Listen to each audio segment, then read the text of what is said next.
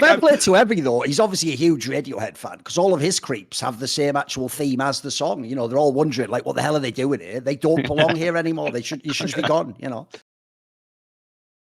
Right, this is going to be the newest episode of the Best Damn League Show period as we say goodbye to the spring season, as we move from the spring season into the spring groups and then the spring playoffs.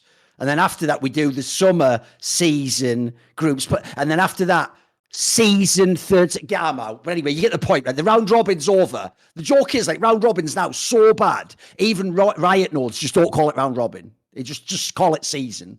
I mean, the joke is maybe they call it season because they want it to feel like it has some flavour because it's got fuck all at the moment and it's just shit. Like, the joke of this is, by the way, we'll just start on I like to start in a bad mood and then make jokes and work my way out of it. I don't know if anyone knows that sort of a technique I have. So what I want to start with here, our guest for this one obviously is Duffman, who is an MSI winning analyst / assistant coach / do you actually like the term strategic coach? Do you think that's what analysts or assistants should be called? What do you think? I don't think it really suits me. I think I'm more like general than that. I think, but in general, for like a guy who's on stage who's not like head coach, it kind of makes sense. Well, I mean, he has an even better title, right? General Duffman of winning MSI. Well, it's even better. That's like fucking military rank, okay. So no, obviously Duffman doesn't appear on camera very much. I think you went on, like, I think Rich teased you into an episode of like Euro League one time, maybe. Have you actually done any other podcasts? I've almost never seen. Did you do that?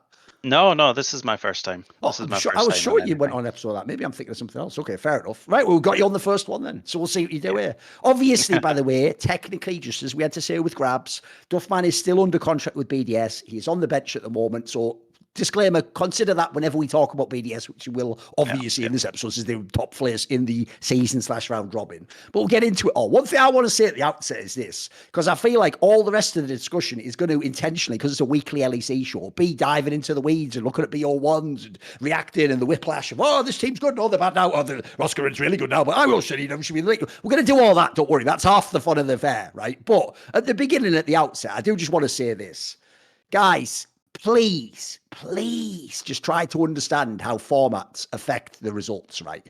Please don't watch 13, well, not even 13, because I guess the first two seasons didn't have these leagues, but don't watch like 11 years of League of Legends and round robins and go, this is crazy. There's only one team ever's been undefeated. They're all fucking up and don't know how to play the game and practice. It's like, bro, if you haven't seen yet, the whole reason why we on this year, we always talk about, like, we don't mind the group part because generally, like, the teams that get eliminated, because there's only two, are the bad ones. And you don't really care that much about the order of the others. Everyone else does, though, dude. They all still think this is... Not the group, the season. You got me on that one. You have got me on that one. But the problem is, everyone else does this thing that I can't stand, where they actually act like what the group does is rank how good the teams are. No, maybe in a very weak correlation. And being as we're doing one pass of a round robin over 3 weeks, and where you play three different... If you don't understand, guys, that maximizes the variance to a degree. Like, you would almost struggle to find a format that would increase variance more than that. And especially, I'd say, in this particular season / groups, because in this particular groups, right, if you aren't G2 and Vitality, even name value didn't mean anything in the way it used to before. Like, Mad Lions was terrible. Like, Fnatic actually became good at the end. You know what I mean? Like, you couldn't even do what you would cynically do in the past. Like, right, we've got a Super Week coming up. We're playing like G2, Fnatic, and then XL. Well, obviously, you make XL like the least important one. You focus on the G2 game. Then you have something for, you can't even do that now. Like, now the joke is BDS is the best team, apparently. So now you have to prepare for them the same way as G2. Like, so I think people are already getting in the weeds thinking that these are super indicative results. But good lucky thing is, let's just start here. Duffman, did the right two teams get eliminated in your opinion?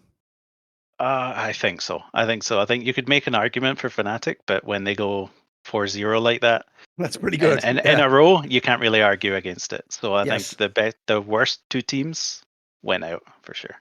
Because I think this format, look, that part it nailed again, Dom, for me. They actually did get, in the end, they did get the right two teams at the bottom. Like, as he says, if Fnatic beats G2, I can't hate them, mate. Like, probably should be in groups. Oh yeah, no. For me, I'm completely okay with it. I'm a Heretics hater. I've been a Heretics hater the whole time we've been doing the show. And I was just one split early on the 9th place Heretics prediction. I was one split. Last time I said it, they were going to be 9th. They got 8th. They squeaked by one prediction spot. So now they finally got 9th where they deserve. And I think it's a good result for all parties involved, because right now it might be bad for Jack and Jankos. It might feel bad, but they'll probably get better solo laners going into summer. So I think that it's the result that they needed, so that they don't have hope going into the summer season of like, oh, maybe we can improve. Maybe these guys will actually do anything, because the whole angle that this team has had the entire time has been this, we have these veteran players that are raising the rookies, where it's like the veteran players are the worst players on the team. So how are they raising the rookies? Like, what are they doing to the rookies? They're literally just inting the rookies. They're just morally, maybe in some type of like mental test sense, they've been able to raise the rookies. They're showing them the hardships of being an LEC pro, so that they're able to really appreciate what it's like to play professional League of Legends. But all practical senses, this team is terrible. I hate watching them play, especially because you have to watch, like, look at the last fight. Watch Heretics, watch the last fight. That is so indicative of the whole Heretics season. Jankos goes in, kills 2 people by himself. Yeah. And then Ruby just runs it fucking down and the game ends. That's the last fight of the season. Like, he just, all right, yeah, I killed 2 of them. Can we win oh no, never mind. I guess we just lose. All right, well, that's it. They just lose the game off a Jankos double kill 2v1 as a jungler late game. That's what do you think of Heretics stuff, man? Obviously, I don't expect that impassioned speech, but give me your take. I mean, I'll try and avoid talking about like the lightning rod in top lane. I think it's that's too low hanging fruit at this point. I think they're just, it just took Jankos to do too much to get the games to be playable for this team. I think in the last few weeks, I think Jack Spectra and Ruby performed better. I think there was progress there, right? But too much of their mid game seemed to be just like band-aid solutions. They were really predictable a lot of the time. Like, I think 3 games in the last week, every game they just get Herald, they just run straight bot, they drop it on the first wave they can, and then they just die. The enemy team just matches and kills them. And I think you can't be that predictable at this point. And just, general macro was a bit weak. Their lane assignments, they were really losing too much time when they were ahead in games, just trying to fix bad lane assignments. I just think the macro was just questionable. They're like the opposite of Genji. If you watch Genji play, the way that Genji absorbs like all the resources on the map, always, like that's the strength of Genji. They'll put like Chovy in the side lane. He'll be farming like Krugs. He'll be there early. He'll push the waves that he needs to push. Then like group right before the Drake spawn, something like that. Or maybe they'll even give up objectives in order to get as much resources on the map as possible. Heretics is the opposite of that. Heretics is the team where they literally just have every group with the team. He'll be like 150 CS at like 35 minutes. It's like, come on, man. Can you please just go to a side lane and just catch a wave? I'm not even saying like be there first, push, just catch one wave, man. You've gotten one item in the last 20 minutes of gameplay. Please do something. No, there was a game at the weekend, especially where like I think it's at 20 minutes, he farms a creep. And then he just goes and he hides in the bush and he waits there. And it's 4 minutes before he takes another creep again in the game. And it's just like, it feels like their macro is like band-aids. It's like you messed up going for a wave you shouldn't once. Never go for a wave ever again. And it just feels like that's kind of how the decision-making came about. It's NA macro. It's literally just NA macro. Like the whole thing that people criticized about North American teams where they would overgroup and just like be just completely bleeding resources in every single side lane. That same thing just applies to Heretics. They have no idea like when somebody should go to side lane, and that's just a knowledge thing on the people that are playing the solo lanes, right? Because those are going to be the people that are catching side lanes most of the time, and it's not going to be like a jungler's position to be like, oh yeah, like shouldn't you go side here? Like a jungler is not going to really know like all like Jankos is going to be talking about, we should fight this Drake in like 3 minutes. Like that's what he's going to be talking about. Like, how do we like fight this team fight? Who needs to die? You can't expect Jankos to be then doing lane assignments and telling people, you could push this extra wave, by the way. You're basing a wave early, like that type of shit. So it's just really frustrating to watch them play. I'm a huge hater of watching Heretics play because it's so frustrating. I think we're well aware. I think we're entirely aware. It's been documented, Dom, believe it or not, on the show. So. That's it. Maybe I need to post another tweet about Evie, and then maybe we can get the point across completely. Like, fair play to Evie though. He's obviously a huge Radiohead fan because all of his creeps have the same actual theme as the song. You know, they're all wondering like, what the hell are they doing here? They don't belong here anymore. You should just be gone. You know, straight fire. Put that in the bank if you want. That was probably like his best weekend of the entire split, but I mean, it doesn't matter. I knew it was going to be a dunk. I knew it was going to be a dunk at the end of that. I knew when he set it off like that, there was no way it goes. Like, and so he's all right. It's like, well, fuck him extra hard for that. Because here's the thing, though. If we spin it back on Heretics, in a second, I do want to like segue this more to like praise on Jankos, but I have to make a point very clearly here as an observer that I don't think people are thinking through, which is it's not enough to go like, well, you know, Heretics had problems in these areas of the map and maybe this later could have done different shit. No. Guys, in a second, when we praise Jankos, remember in your brain, like the information we're talking about now, that makes it even worse how atrocious Heretics were and how few games. No, it's not like here's the thing. In theory, if you gave another team the game state, they would win, but they couldn't have won most of these games. I mean, the worst thing I thought in this particular team, before we get specifically to the Jankos praise, is it actually even took Jankos out of his element. Like he even had to start being almost like a carry jungler at times again and just trying to like actually even get the kills himself and like run the fucking game. So I'll give people the analogy. If you watch the LPL and you love watching Tarzan Smurf, he's one of the best junglers in the entire world, right? If you took him and put him on one of the worst teams, yeah, obviously they'd look better, but that wouldn't be like a props to the team. If anything, he's exposing all the flaws they have because they have like a cracked out, super overqualified jungler who might be the best. Because that's the thing I can't handle about this one. People are going to think like, he's doing the old bias again with his favorite players. You know, it was only 3 weeks, Thorin. It was only best of ones. Yes, within that context, though, I have never seen a player on a bad team, especially a jungler, play it as well as this. Like I even told Jankos just straight up in DM, mate, I don't care what anyone says. Like this might have been one of your best splits ever. And the joke is, like, if you could continue in the tournament, you'd be like my MVP fucking candidate, mate. Like, it's actually impossible the shit this guy's doing. And the other thing is as well, Duffman, because obviously you've worked with the guy, mate. No. Back in the day, one of the things people critiqued Jankos over was his mental. He must have the best mental in all of Western League of Legends now, mate. How does he not give up? Dude, he doesn't give up. He doesn't give up in any of these games. It's insane. What do you think about Jankos' performance this split, mate? I mean, I'm as biased as anyone towards Jankos, but it's been incredible to watch just the amount of holes he digs his team out of. Like his side lanes are just going to have like really weird lane states, and he's just going to be at the right place at the right time every game. I don't think I've seen a jungler do so much for a team that's like needed it so much. It's crazy. And yeah, in terms of mindset, like the guy is, I would say he's like the most perfect sort of teammate I've worked with. I think he can kind of fill whatever you need him to fill in terms of mentality. And yeah, it's incredible to see. I'm glad that he's getting a lot more praise for it. Like, I know, of course, I'm guilty of playing up the memes of him being old and washed and stuff. Yes. But I think when it came into this year, it kind of got a bit much and a bit uncalled for. So it's good to see he's kind of just forcefully proved it all once again. He's just the GOAT. There's people that have actually just started with the narrative that he's washed. You know, like that his Nidalee was actually bad. They're rewriting history. The funny part about the whole like, oh, he always misses spears on Nidalee was like, oh, but he's still the best Nidalee in Europe by far, and they win almost every game. It's a backhanded compliment, exactly. Yes. Like if you look at his win rate on the champion, he was like 72% win rate on the champion. He was the only way they could be effective. He was the only person that could be effective. And he wasn't even playing Nidalee in a split where Nidalee was super meta. 2021 spring was not a Nidalee meta. Like he was the only person in the West that was playing Nidalee as consistently as he was playing it. And he was playing it well. The way that he plays these games is so impossible. Think about what the map must look like from jungle perspective when his lanes are just getting shit on. They have no vision, and he's just somehow like in the right place at the right time. He's having to like walk in, get good engages for a team in a fight where they're not first on the objective. They don't have good vision. People are inting in the fights. And the thing that's so crazy is if you listen to the voice comms, he's so tolerant of whatever is happening in the game. Like he's like, yeah, I think the Cassante's in there, and you see like Evie like run in and just suicide in the fight. He's like, yeah, Cassante's in. Okay, we can fight this still.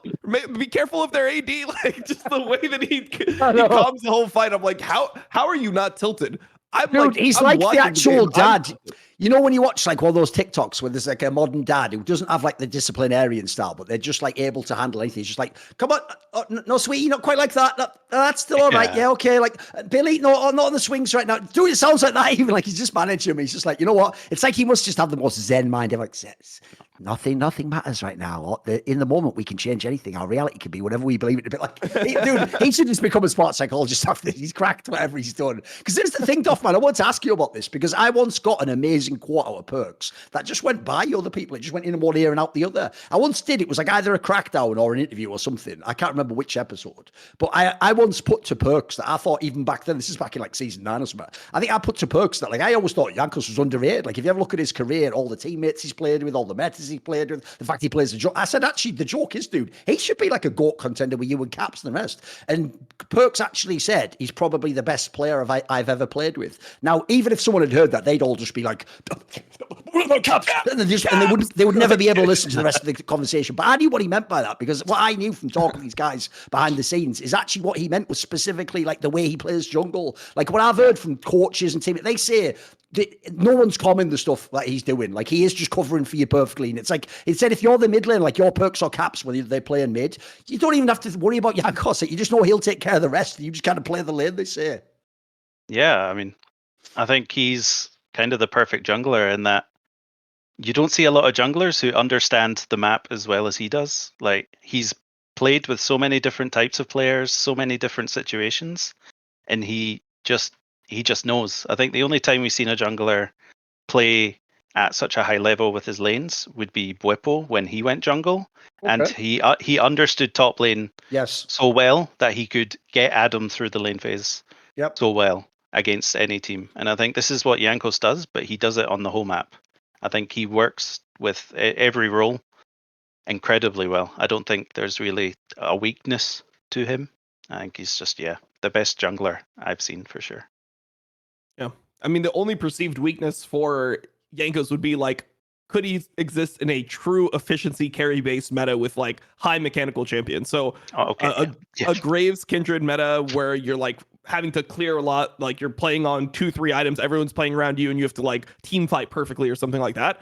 But the thing is, whenever you try to put Jankos in the box of, oh, he's just an enabler, he played Graves last split, and he was getting massive leads, and he was playing it extremely well, and his team would just lose him the game, and they realized that he needs to be on some type of engaged CC because it's not enough for him to carry the early game. He also has to carry the mid and late game, and not just through damage, through also just picking the fights and like initiating well, because if he doesn't, you're going to see some just like absolutely terrible initiations from his team. So it's such a depressing thing to watch as a jungler. I'm just like, jungle is just weak this patch. I don't know what to tell you. Like, if you don't think jungle is weak, go watch a Heretics game. Like, this is just terrible to watch. Because right now, I mean, it's also one of the worst metas you could possibly exist in, where you're trying to carry a team from jungle because everyone is just so tanky. You've got BT shield bow 80 carries with a fucking Lulu on top of them. Like, you're trying to kill a Zeri with a BT and a fucking shield bow. Like, that's the game he goes out on, man. He's playing against Zeri in the game he goes out on.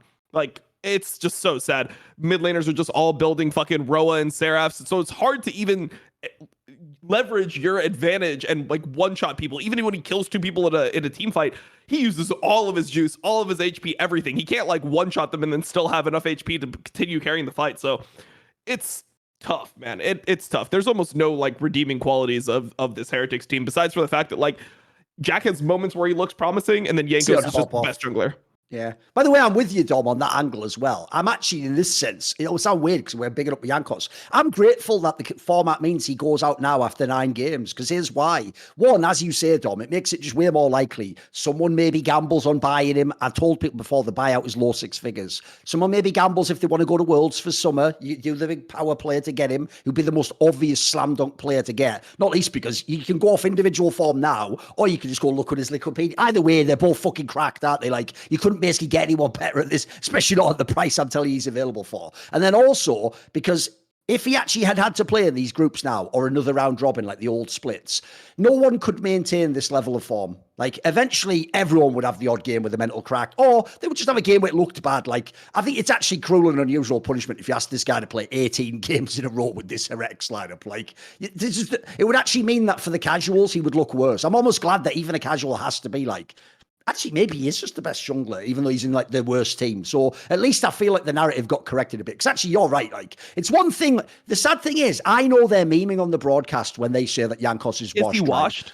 But the problem I have is this: fans believed it and voted and actually thought he was washed, which is like, bro, you do know broadcast. You've utterly failed your job if that's actually what they got communicated to them at the end. And then I'll just throw this in there. You didn't make it clear you were memeing about Reckless being the king of the LEC. I'll just say that. Like, you did flex that a million times for someone who's never lifted an LEC trophy. You know, I mean, and did have a terrible last split. Just saying, you know. Well, can you imagine them doing that with someone like Reckless? They only do it with Jankos because Jankos is like such a he's such a guy that could just take it. Can you imagine them doing? Is Reckless washed after he's been like sprinting it?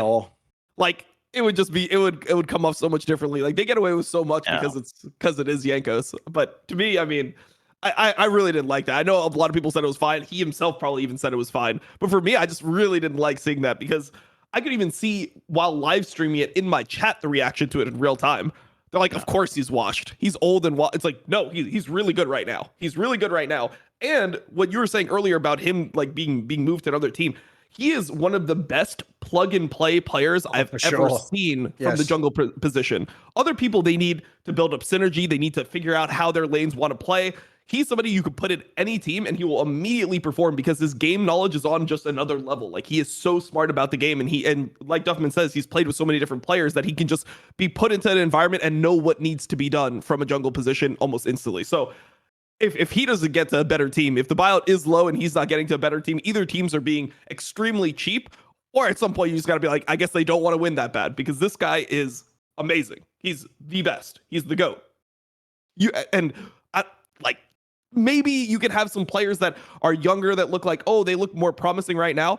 Even if you had somebody like Sheo on your team, like if you think that Sheo is better than Jankos or can be better than Jankos in a couple years or something like that, I think you're being delusional. I think that right now, if you want to win, he is the best player you can ever plug into your team. He will instantly elevate any team he's on. I like, including the top teams, including teams that people think are the top teams. With Bo's performance recently, like he's maybe one of the only people who I think you can make the argument for where it's like, well, maybe he can grow into something better. But right now, I think Jankos would play better. Just as what it is. I think he's that good.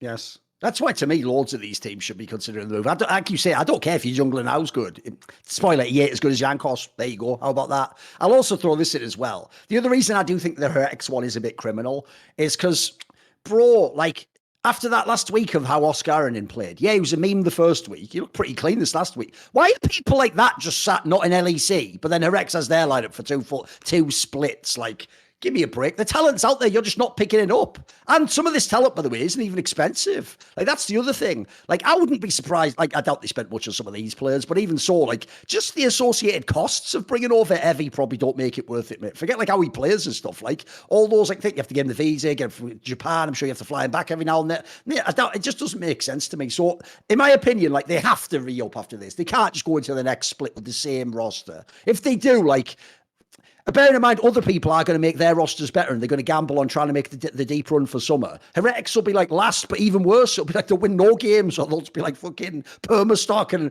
just never be able to even get to mid-game or something. Like, I feel like it has to make a change.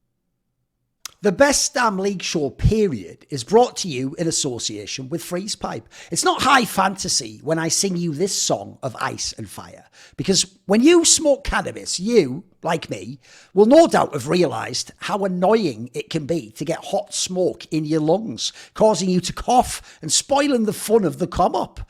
Well, I've got the solution for you.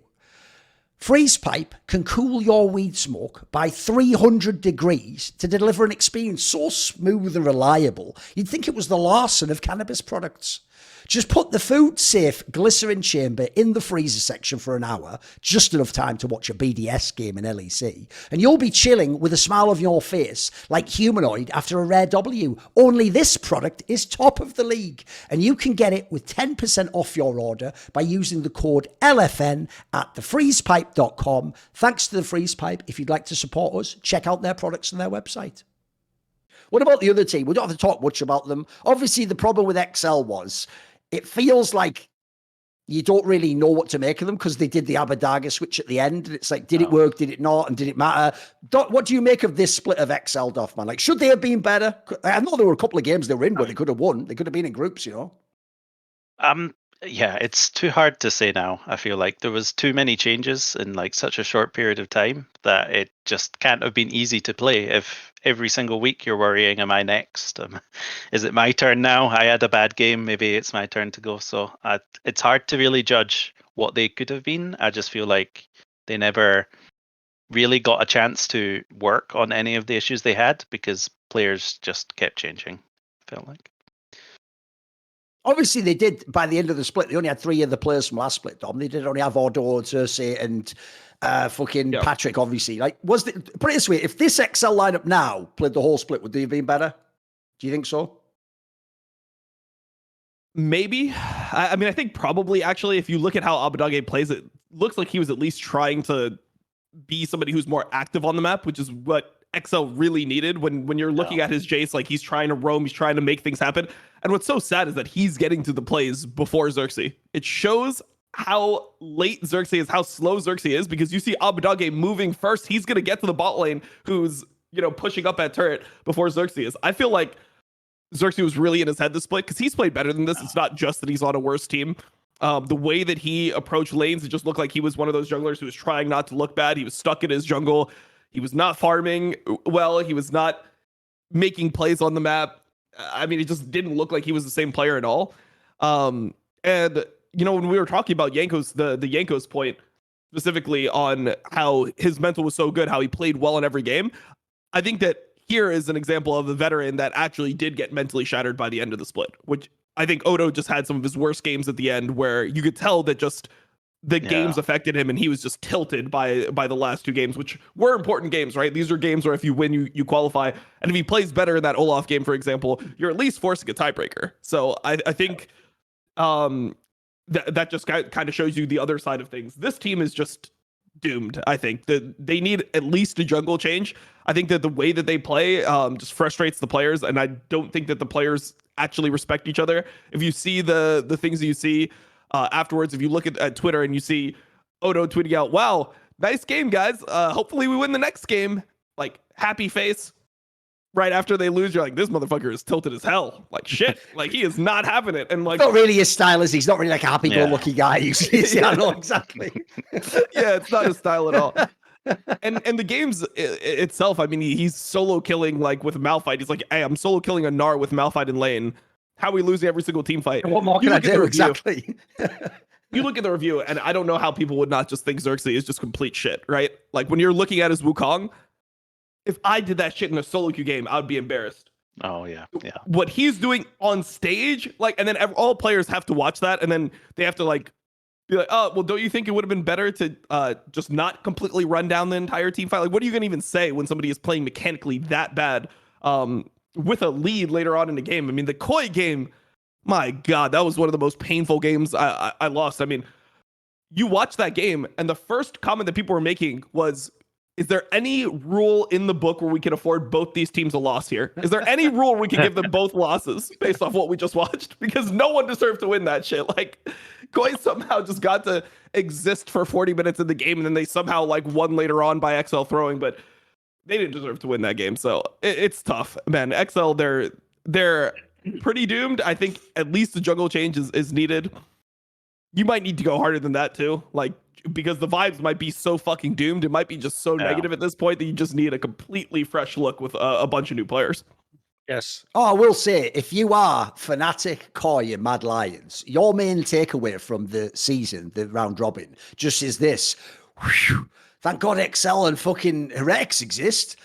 We might have been really exposed there, boy. Because in a sane world, you motherfuckers should have been. Each one of you could have been out in this stage. Absolutely. Eye test wise, the teams you lost to, a lot of those teams just fucking finally just unclenched. Like, but those last 2 weeks were fucking brutal for some of them. No, the other thing I'll say as well is the reason why the XL one is so harsh, and don't worry, behind the scenes, you have to find out, but I'm sort of digging around because there's more to this story than people know. Because if people don't know, the rumor before the whole when I say season now, it's fucked, isn't it? But I mean, before the winter split began, after the off season, maybe you heard it, Duffman. The rumor behind the scenes was this team was even doing well in scrims, and people thought like it was going to be a top team, and like it wasn't just on paper like me. Like people actually had said that they were doing well, and the vibe was good, and then something changed, which nearly always, by the way, means like personality conflict. Yeah. People didn't get along, like a vision. Because the thing I never thought made sense, maybe we'll make the final point on XL. We'll go on after this stuff, man.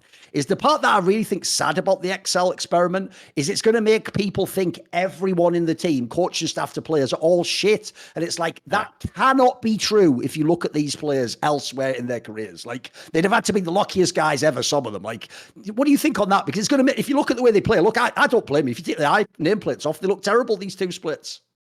Yeah, exactly. I think at some point, just too much goes wrong, and how the team, like, is set up at the start of the year and just how they interact with each other, that they just look so much worse. I think it kind of reminds me a bit of BDS last year. I think it doesn't matter what state we get into games, when you don't fundamentally trust that what you're doing is going to work, then you're immediately starting on a bad foot. Like, so many times in these games, situations should be good for XL, but they just mechanically misplay. They're overthinking it. Like, you're just looking at, like, when Rakan has an insane flank ahead of Drake, he can jump onto 2 carries and then he like fail flashes and then he has to W over and gets no one. It's just, or when there's like close situations, they're contesting the Elder Drake and Odo wants to go in, but Xerxes wants to 50-50 the Elder, and then all of a sudden they can do neither because they've just wasted everything. It just kind of falls apart, and that gets worse and worse as the split goes on. So I kind of agree with Dom. I think something needs to change, because they can't just run it back with all of the history now. They just can't run it back, it feels like.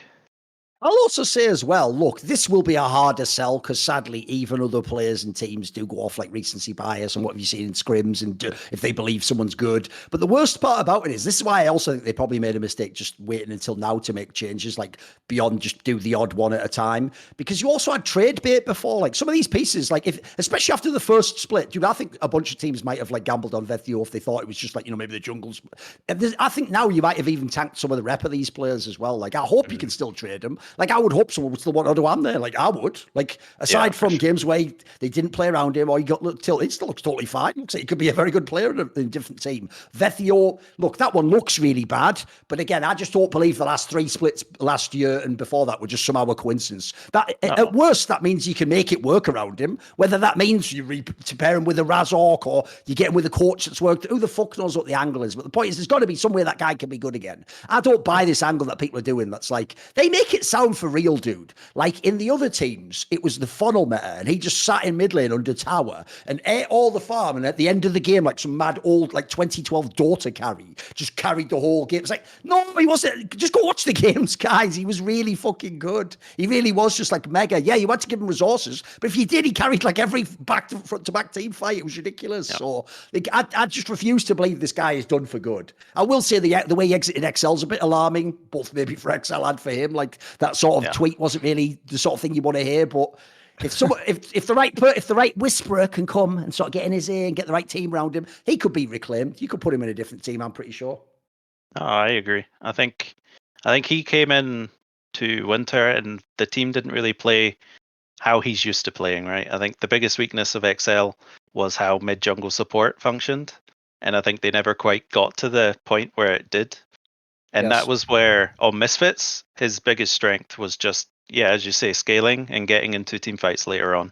You just needed to make sure you protected him on any difficult waves when he's on stuff like Silas and Corki, and then he will do well in team fights. But yeah, I don't think they ever got to the point where he could do that. I also didn't think it was necessarily a meta where that suits the meta, essentially. Like, you see a lot of games are won by Caps just giving up waves and just running bot, running top, and Niski as well is famous for doing it. Like, I just don't think the meta really suited that. So at the same time, it's like a little bit of tough meta for him, and I don't think the team really like meshed well around what made him strong in Misfits, and they did really well to create a situation where he could look strong. I don't think XL did the same. I would like to say, though, just if people have been watching the show, I like to keep all the narratives totally legit and by the book. So I will actually issue a small apology to Razork, Humanoid, and Hylissang. Because when you three played together in the past and were all in the shit out of the game at the same time and losing all those games, I used to think that was the worst anyone collectively could play from those three positions. But I've now learned you can actually just do nothing and lose all those games. And I can tell you right now, that's actually even worse. You know what? That's why I'm issuing an apology. You guys at least could sometimes trip over and get like kills out of it or turn a scenario. These guys really did just go. It's like they started every game except for once they changed the players. The original 5 started every game. It's like they're UFC fighters. They run up to the other guy at the beginning of the fight. They turn around, go underneath, let him put like a rear naked choke on them. And then they just do nothing as he slowly chokes them out for like that. And then at the end, they just go out. And it's like, what was the game plan? They're like, I don't know, man. It was really hard. We just couldn't get into the fight. It's like, you didn't even have a chance, didn't give you, like, at least like Hylissang's give himself a punching chance, like he's doing something, like, mate, that was a nightmare. Here's something that I thought about. When was the last time that an LEC game ended with somebody having 0 kills, a team having 0 kills? Because that happened to XL this split. When was the last time you had a 0 kill LEC game? Because I mean, there's times where you get stumped, but normally you'll get 1 kill randomly somewhere, or you'll just try to get a team fight started. It'll be like 5 for 1 ace and the game will explode. Having 0 kills at the end of a game, that is fucking crazy. Like, you have to be doing some next level pacifist run in order for this to work out. So it's tough to watch. I mean, they definitely need player changes, for sure. I mean, and what I think they need is they need somebody who just has that aggressive mindset in the jungle, because that'll be a catalyst for everyone. They want to be able to play around somebody. Somebody like 113 would be so good for this team, where you just got like somebody who's going around the map trying to fucking like start fights, and it's like, hey, he's fighting whether we like it or not, so you might as well fucking back him up or we just lose. I feel like the players are good at following up on things, but none of the players are good on finding plays they want to do. They seem like the type of team where every time that they're trying to make a decision, they're always trying to look for like how it could fail. Like, oh, don't go for that because this guy could move. This guy can, this guy has TP, so we can't take this fight. This guy, like, they're always, Ricardo's first move, they have push here. They just have, they're so like problem oriented in the way that they approach things. And that's the reason, that's how you get into the do nothing and lose type of mindset, is that you can't find a play that's guaranteed winning. So you end up just doing nothing because you're like, oh, well, we're not going to take a 55-45. We're not going to take a 50-50. When we're losing, we're not going to take like a 30-70, where that might be just the best chance you have to win the game. They'll always be looking for reasons why things can fail. There's always a reason why they should not be doing something. And then, like Duffman says, when they get into like mid to late game, it feels like they're so scarred from losing so many games that they just can't win. They're like, oh, I hope we don't throw. They're thinking, man, it would really suck if we lost this game to Koi, where we're like up in every fucking lane, everyone's super ahead, we've got like soul point, all this type of stuff. It would really suck if we lost. I hope we don't lose. Where as soon as that enters your mind, you know you're fucked. Yeah, I mean, that's pretty much all I have for XL. I think it's all good. The other thing that is interesting about the team is just, and one thing that I think they might have struggled with, is when you don't meet the expectations that you think the team will meet immediately, and it ends up like being really jarring for players. So I assume going into the split, most people probably thought the same way as the community would think, like, oh, we'll be a 4th, 5th place team. We'll be, there, and if things go well, we can do a little bit better. If things go worse, maybe we'll do a little bit worse. But they have like a general expectation of where the team will place. And going into, the first split, and when you start losing games, you realize like, oh shit, we're actually a bottom tier team in this league. I don't know if the players were ready for that amount of struggle. I think a lot of the players went into this and they saw the other people they were playing with, and they'll be like, even if this goes bad, we'll at least be decent. Sure. And when they weren't able to hit that, I wonder how much of an effect that had on the players, because I think that some players just respond to that really poorly. And especially if you have like, veterans that have been doing well, I don't know if they're ready to potentially be on a bad team. Are they mentally ready to go through the struggle of like, we're shit, how do we band-aid solutions? How do we like fight tooth and nail to get a couple more wins so we can get to the next stage? It didn't seem from watching the games like the players were ready for that amount of struggle. Got a few things there. So one, I agree. By the way, that Koi game was an absolute fucking war crime. That should be like in The Hague. They should have to answer for that. Like both teams, I think, quite frankly, even Koi should. Also, this just shows how badly XL was coached. All they had to do was give them mnemonic devices to win the game. Because if they'd have just thought of an all-time classic ska band, they could have won that game. Real big fish. So, see what now, whatever. Some people aren't going to get them all off, man. It's okay. These are just for the adults in the room, when watching the kids' movie. This is like a Pixar sort of production in some ways for Reddit. The other thing is, people probably wonder, the fuck? Humanoid went 4-0 and you're still going to fucking let him catch a stray. Listen, I'm good at what I do. I'll find a way to do it no matter what. You can win the fucking world championship, mate. I'll find some angle. Just ask Bowlan. I think he's shit. He is shit. You were shit. Like, basically, Rakan won that world championship. You didn't, Bowlan. You just happened to, you were a passenger, and Rakan won that world championship. But okay, it's all good. You stole it. Yeah, he's playing in LPL right now. He's making a comeback. They are the worst. They were the worst team in LPL. Yes, they placed 17th place. And that's the thing about LPL. If you suck at LPL, you don't just get, we were 10th place. No, we exactly. were like 1 week down. It's like, no, you were like 7 wins away from fucking playoffs. You won you played 37 games in this split. Like, and you looked bad in all of them. Like, please go back to retirement. I also love the fact that in their league, it's like 10 teams make playoffs. If you don't, it's like, fuck you. Like, there's no way you can ever feel good about that. There's no like, get them next time. It's like, yeah, exactly. It's like everyone's invited to the party except you, basically. Like, you're just on the outside looking at the window, like, please, I used to be in IG. It's like, don't worry, mate, they'll be with you next split. And percentage-wise, it's easier to make playoffs in LEC than it is to make playoffs in LPL. So that's true. Well, groups at least. Groups. Yeah, groups. It's to get out of the season. True. Sorry. It's better to get out of the season. It's easier to get out of the season. That's what I meant. Right, let's just do it. Let's have the BDS convo. Let's go straight to the top of the league. Right, yes, it is round robin, but even then, just look at the round robin guys. The only teams they lost to were G2, who everyone agreed were the best, and then SK, who are probably the best rising underdog / dark horse team, except BDS themselves. And the most crazy thing about this, to me, Duffman, obviously you'll have more insight into the team than me, is this. I thought last split they actually had some very promising performances and looked good. But if I had to pick between, the classic analyst's trope would be this. They should be one of the teams that falls off a little bit, along with maybe like an SK and the Mad Lions as well. And then it should be, the other rosters get the better players, they figure out and then they sort of, you meet in parity, But as you see, they're still way ahead of the Kois of the world, the Fnatics of the world. Actually, if anything, this was the split where they went to an even higher level. How have they done it? Because here's the thing. If I take these 5 players, their names on paper, most people still wouldn't credit most of these players with being the best. I notice even Adam, who we've definitely changed our tune on, even he still sort of gets the old narratives and people think he's just like a two-trick and he's a moron or whatever. How have they done it, in your opinion? How have they managed to get to the top of the league with all these monster rosters and talents elsewhere? I mean, I think they're the classic example of a team that just understands themselves a lot better than other teams. I think when you look at a lot of their games, they just, in the early game, they understand what their strengths are. They really are playing to it pretty well. And I think they're one of the teams that's actually improved from Winter Split. I think the most. I think they're the real deal, honestly. I think they have a couple of weaknesses later in the game, but just anytime teams go into draft against them, they have to ask the question, are we going to waste 2 bans on banning Adam, or are we going to just let him have fun and our top lane's going to be on fire the whole game? I think they have a really good balance there, where bot lane is really strong. I think Adam is really strong, but he creates a lot of situations where both junglers have to go top or the game is over. So the bot lane then gets space to play from there. I think they're just a really well-balanced team, and I think they're all playing really well right now. What do you think, Dom? How have they done it?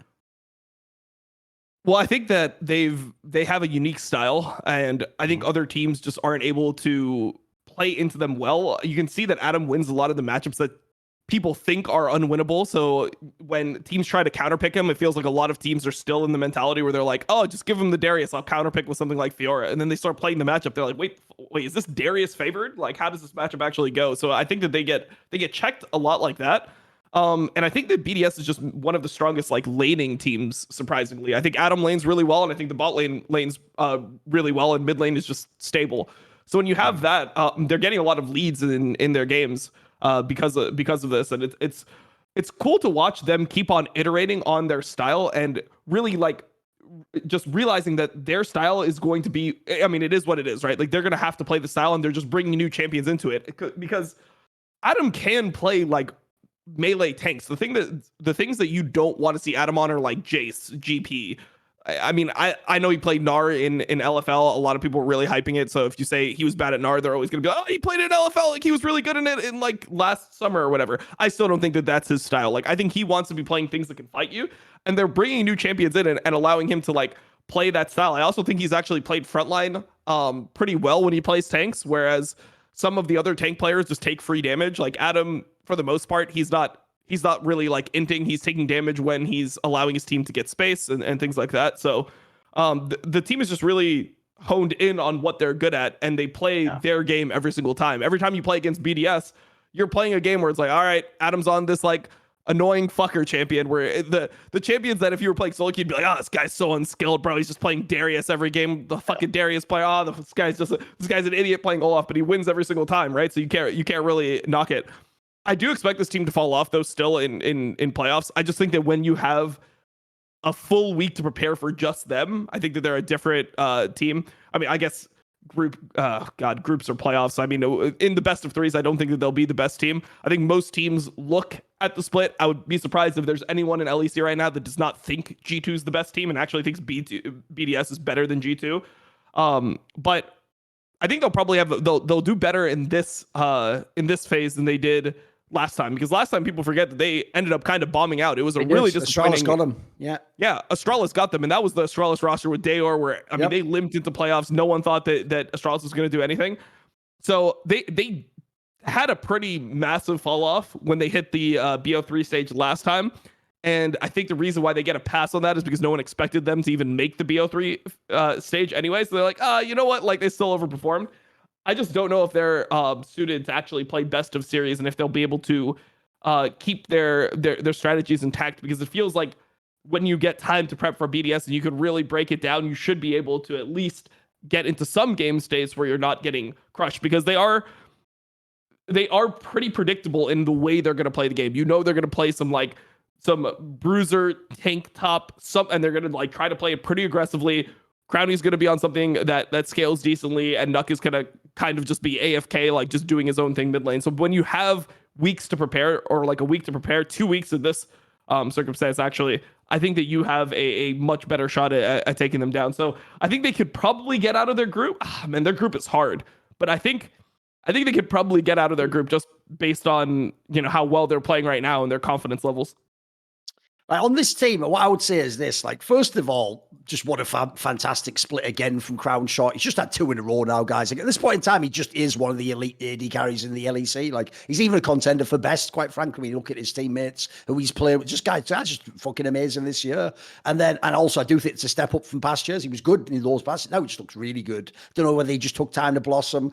Adam, just because I flamed him, I'll say I actually did think he did pretty well. Yes, you can obviously always highlight he's clearly not someone who's a cerebral thinker about how the wave state works and what the jungler can do. Yes, that's all great, but even so, you guys can't stop him. You guys can't fucking shut him down and kill him and stop him. And also, like Dom says, you either let him get his picks and think, well, this isn't even a good champion. It's like, it's all he does is play those champions, you fucking idiot. Like, the joke is like he only plays League of Legends as a byproduct of loading up fucking like those champions to play them. So he knows every counter pick. It's not a counter pick against him. It's like back in the day, mate, how many years did I have to watch Power of Evil trick people into thinking they were counter picks that he like religiously plays in solo queue and has like a different build for, that you think like, oh, this is how it works. It's like even like made the builds like that doesn't even like counter you at this point in the lane or something. Like the people who are the 1 and the 2 tricks, at least honor that they're a 1 and a 2 trick, for fuck's sake. At least give them credit. They are cracked on that champion. And then after that, the rest of it's just a team to me. I don't even think the other players are that sick. Yeah, a lot of them have improved.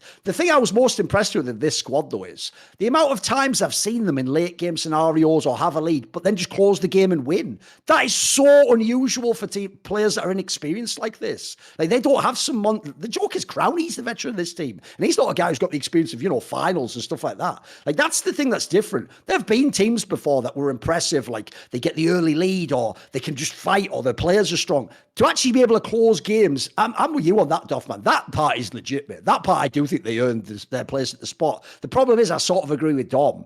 It's fucked up they finished first, because when I look at the group, it's like, what's the seeding on these? Because the joke is Group B looks like someone designed it as a group to defeat fucking BDS. You put all the team, like SK obviously has just got a load of talent. They can beat anyone. And then G2 and Koi, like G2 are the best and Koi are the team where it's like, you might not like them, but the more games there are in a series, the more chance they're going to have to come and win and do that boring ass style and to eventually just draft half decently. Like, I feel, I'm with you, Dom. The problem is I feel like they're borderline to get out the group. Like, maybe they are going to be legit. I think they've ended up, unfortunately, with a really tricky group. I think if they were in Group A, I don't care who they're in Group A instead of, they would walk through that group, I think. I think they would easily be top 2. So I also feel like maybe the format's made them unlucky. But the good news is this. They're going to get to prove if they are super legit. If they get out of this group, how's anyone going to talk shit on them, by the way, no matter what they do in the playoff section? They'll just be super legit. What are your thoughts on the group setup in that sense, Duffman? Well, I mean, yeah, I think they still will make it out. I think Koi have shown too many weaknesses. I think SK have shown in recent weeks a lot of mistakes around bot lane, and I think Crowny will just eat that up. I think him and Labrov have been probably the most impressive bot lane for me. I think they were good last split for sure, but they died. They kind of went 50-50 in a lot of situations towards like playoffs and the end of the split, but I can't think of a single game where they've just straight up died in the lane phase. I think they're just the most consistent and they're consistently getting ahead. And that's where I think they're better than SK and Koi. So I think they will still make it out. I mean, I'm not sure. I don't think they would beat G2 right now, but I think the way the group's set up, I think they should still get out. Sure. Right, let's do it. Let's talk a bit about SK, because actually the SK is one of the teams I'm worried about. I was worried after last split anyway, because I actually feel like I believe in that like sports concept, Duffman, of like windows. Like you have a time window where it's not just how good you are, it's how good the rest of the field are, what the meta is. I actually thought they sort of might have missed their window. Mate, if they'd have won that Mad Lions series, like they could have been in the final. That could have been them against G2. That would be a game changer. Instead, they finished 4th because they lost the last game, and then they come into this split. When you look at this lineup, like there's no reason to hate on them. I could talk all day long about how great Irrelevant is and what a great job Marcoon's done. Obviously, Exekick's cracked. I do think some of the others got a little bit fucking boosted by the team, though. Like, for me, who the fuck, if we're making a draft where we pick players tomorrow, how fucking high up Certus going? He's not going, I doubt he's even going top 10. Like, you're picking all the other players before him. He's all right, but you see the games, he doesn't pop off. Yeah, they're a much worse team. I also think, because people, obviously, bot lane's one combination, it's one partnership. Doss got a little bit overrated because of the fact Exekick was smurfing. Come on. He's just an okay support. He's not some fucking sick, fucking amazing. That's the thing. If their bot lane was really the best, what you're really saying is Exekick was the best ADC last split. If you say that, I don't hate you. But I think this split, the problem with this team is, I mean, we've had this discussion before about how they always start behind. The other thing is, unless they have certain players have massive games, they're actually not as dangerous as you initially think. Like, I couldn't believe they lost that Mad Lions game. I thought that should be a team they walk through, and then they would be hyping me for the next stage. So where are they at for you, Duffman? Where is SK at? Like, are they still a team that can they be in the playoffs? Are they a danger for that? Do you see some issues in this group? I think they're just so different from what we've seen in spring. I feel like in spring, not winter, sorry.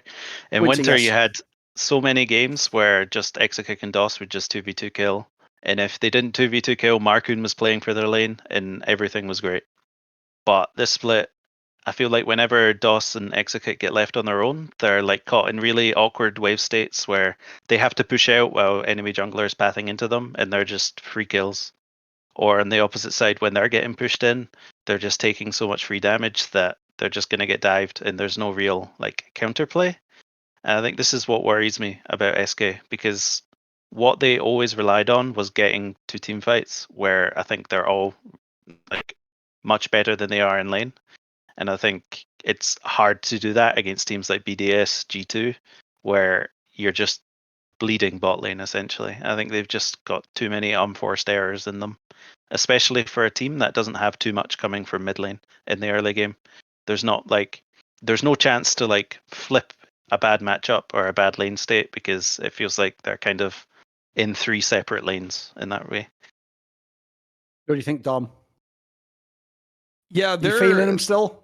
I mean, I still think that they'll be better in the next stage. Like, I don't actually think that they're bad. I think they kind of got like just in their own heads, and I think Doss had a uncharacteristically bad week. Like I never thought he was good, but he was sprinting it in some of these games. Like the Lulu game was That's a war crime for sure. So he's had some really rough games.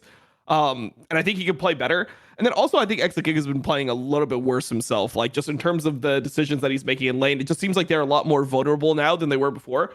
Where I'm not sure if they still like, it's almost like they think they're good now and they just like are playing a little bit more freely. Where I felt like SK was the team that was super disciplined, right? Like they were the team that even if they had bad situations, they were very smart about making sure that they lost the least, and they would continue extending the game up until a point where they actually would hit their spikes, and then they would fight you on their spikes and outplay you when they had the ability to. Their macro was good, their setups were pretty good, but their laning was always an issue. But now it feels like they're just playing too free, and they're just getting way further behind than they need to get.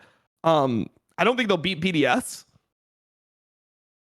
But I mean, I guess if I think that they're not better than BDS, I might think that I guess they're just probably the worst team in this group to me. Like Koi, even though they looked bad in this season format. Got to you, Dom. I can tell over the years we've got to you, me and the Koi crew. Because the thing is, what you've learned is this. It's true. When Koi looks really good, Dom, they probably are going to like let you down and break it. But when they also look bad, they're never quite as bad as you think they are, if you know what I mean. They somehow still win games. It's inexplicable, but they do, don't they? Well, I mean, I think the main thing is this. I don't care as much about the season results, and I've said it on the show as a lot of other people do. I'm not going to... No, I'm with you. I also think they've just got fundamentally good players, whether they're in form or not. Sure. I mean, I just think that they don't have to play that much better to be giving themselves chances in these games, right? Like, as long as they're not like completely sprinting it fucking bot lane, and they start playing their annoying ass champions that other people are used to. They're bringing out like Soraka and these types of picks in good situations. I think that they can do more. And then also it's just, we just saw the same thing last split, right? Like they ended 4-5 last split, literally same record. They looked just as garbage as they look right now, and they got it together, and they looked like a completely different team when they got into the BO3s and they were able to make best of fives. They got third for the split. So I just feel like teams like Koi benefit a lot from playing best of series because they have the experience, right? They know how to prep for a best of series. They understand how they want to attack a team. They go in with a game plan. They're good at adapting their game plan throughout a series, which is something that a lot of other teams don't have that much experience doing, right? Like BDS, how many best of series have these players like played, recently? Crowny's played 2 best of series in his entire time in LEC, I believe. Maybe he played more than actually probably 3 because he had that spring, but I think he lost first round in all of them, right? Where you have Koi, who's played more than that just last year. Oh. So all these players, I think they have enough experience to be able to just figure out what their angle is, what is their advantage over other teams, and how do they exploit them.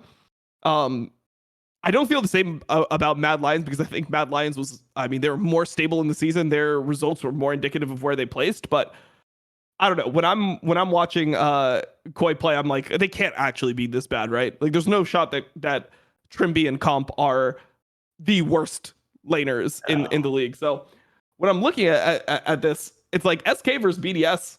That's going to be tough. I think BDS has a chance to beat Koi, but I don't really see SK being able to beat Koi if they lose to BDS. And yeah, like the other side of the bracket, I'm just not expecting Koi to win their first match.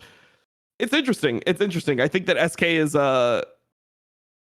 is hard to buy in because it feels like they play at their level consistently. Like they're not a team that I give the credit of like, oh, they just into this phase, but they'll get better.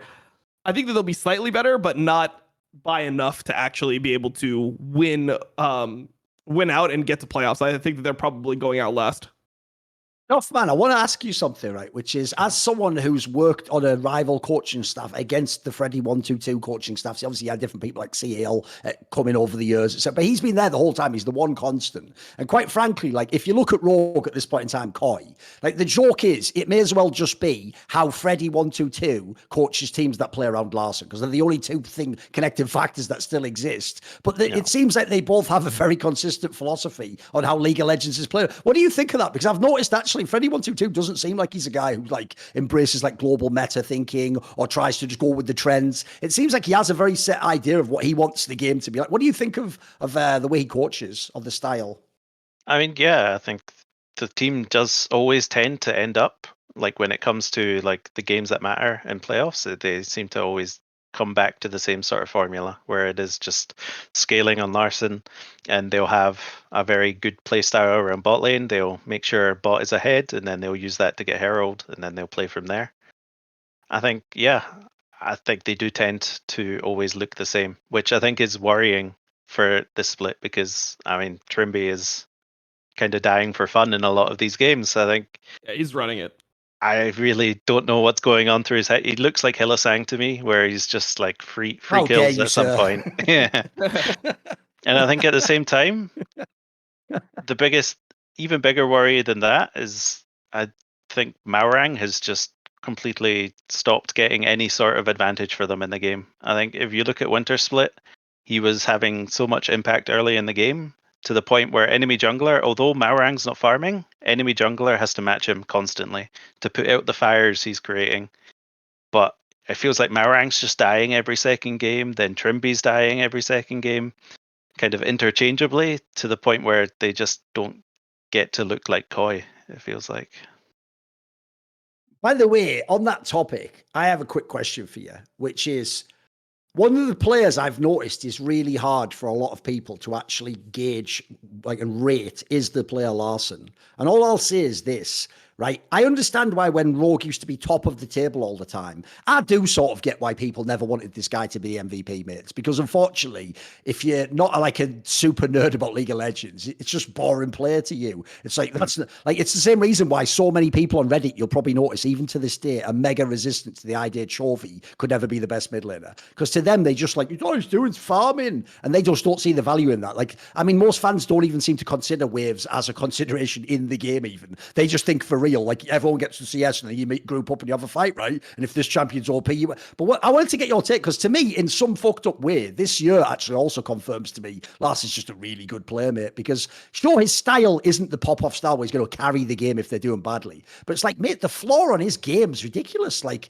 isn't he just always he's kind of just the same no matter what the team does, almost, to me. What do you think? How do you evaluate a player like this? I want to know from a coach's perspective what you think of a mid laner like that who's more of like the CS mid laner. I mean, yeah, he's just, there's no vulnerability there. There's nothing you can like look at when you're going into the game and think he's reliable to attack. I think he's just a really good mid laner. I think 1v1 in his lane, he's always ahead or even. And I think he's doing that while playing champions at scale really well. So he's always going to be valuable to the team. I think also in winter, I think we've seen a lot of games where he actually went away from that. His Tristana games where he was actually he was actually just popping off early, and I think played some Silas. Yeah, he had a few cheeky games for sure. That's something that we didn't see so much previously, but yeah, I think he's just a very stable player. When I look at Koi, I'm not like thinking too much around how I'm gonna approach mid lane, because I feel like he's just consistent. That's also like a plus for the other team, that they can rely on what he's going to do. Oh, he's predictable, of course, yes. Yeah, but other than that, I think he's just like a really good mid laner. He's up there with the top mid laners. What do you think, Dom? Because I notice you never seem to flame him. You pick a lot of the other players, but he always seems to get a pass. I think he's the best player on the team. I think he's the best player on the team by far. And I think that they can do things to enable him to actually carry some of these games, because that is a big advantage that they're going to have. Like, when you look at the mid laners in this group, you got to say that like that there's a distinct top two and bottom two, right? Yep. There's a distinct like Caps Larson are up here, and then you have Nuck, who I'm never going to call him Nuke. So we have we have Nuck and Certus. His name is Nuck. Well, listen, we didn't make the English language. Your name's Nuck. I didn't make that, you named yourself Nuck, bro. Like, it is what it is. You were nuclear and now you're Nuck. So there's a big difference. And when I look at a lot of these games, right, we just saw Koi BDS play each other. And you think about that game where even though BDS was winning and they got like 4 kills early game, I think Zeri was like 4-0 at 6 minutes or 3-0 at 6 minutes. They're super far ahead bot lane. Can't you see Koi drafting in a way where the fact that Larssen was mega relevant on the Corki, that's the factor that pushes them over the edge? This game was not even that easy for BDS to win. And even though Koi had all these deaths, they actually came out of the lane phase with a slight gold lead. So if Koi goes back to playing more useful champions, because here they're playing Varus Ashe, right? And Ashe is not even really that meta anymore. They were never good at playing these matchups. It felt like Koi's bot lane, they tried to do this multiple times. It never felt like Trimby was that much of like a Heimer Ashe, like I'm going to abuse you in lane and poke you down type player. I know he played didn't he play a game of the Kalista? If I'm not, he did. Yes, they lost it though, I think. Yeah, they lost it, and he did okay in the lane phase. Got a few kills. It's not their style, right? they want to be scaling with an enchanter. They don't have to be playing Renekton for Shigenda. They can give him like his Gnar, or he could just be on a tank. They could just do tank versus tank matchups top. I think that there's definitely ways that Koi can give themselves a more winnable game. That's why I'm a little bit scared for BDS, because I think that it's good if BDS makes it to playoffs. I want to see BDS make it to the playoff stage, because I think that they've been one of the better teams. But what I'm worried about is Koi just making the game like too boring for BDS. You know, they just have tank versus tank top. You got like your control mage versus control mage mid, and enchanter bot lane, and then BDS just isn't able to break it. Even though they feel like they're the better team, they're not able to just like break the fucking game in that state. So that's the matchup that I'm really looking forward to, and I think that we'll probably get at some point, because I mean, G2's getting out of this group, right? Like no one's saying that G2's not going to get out of this group. So that means that you have the other three teams fighting for that last spot.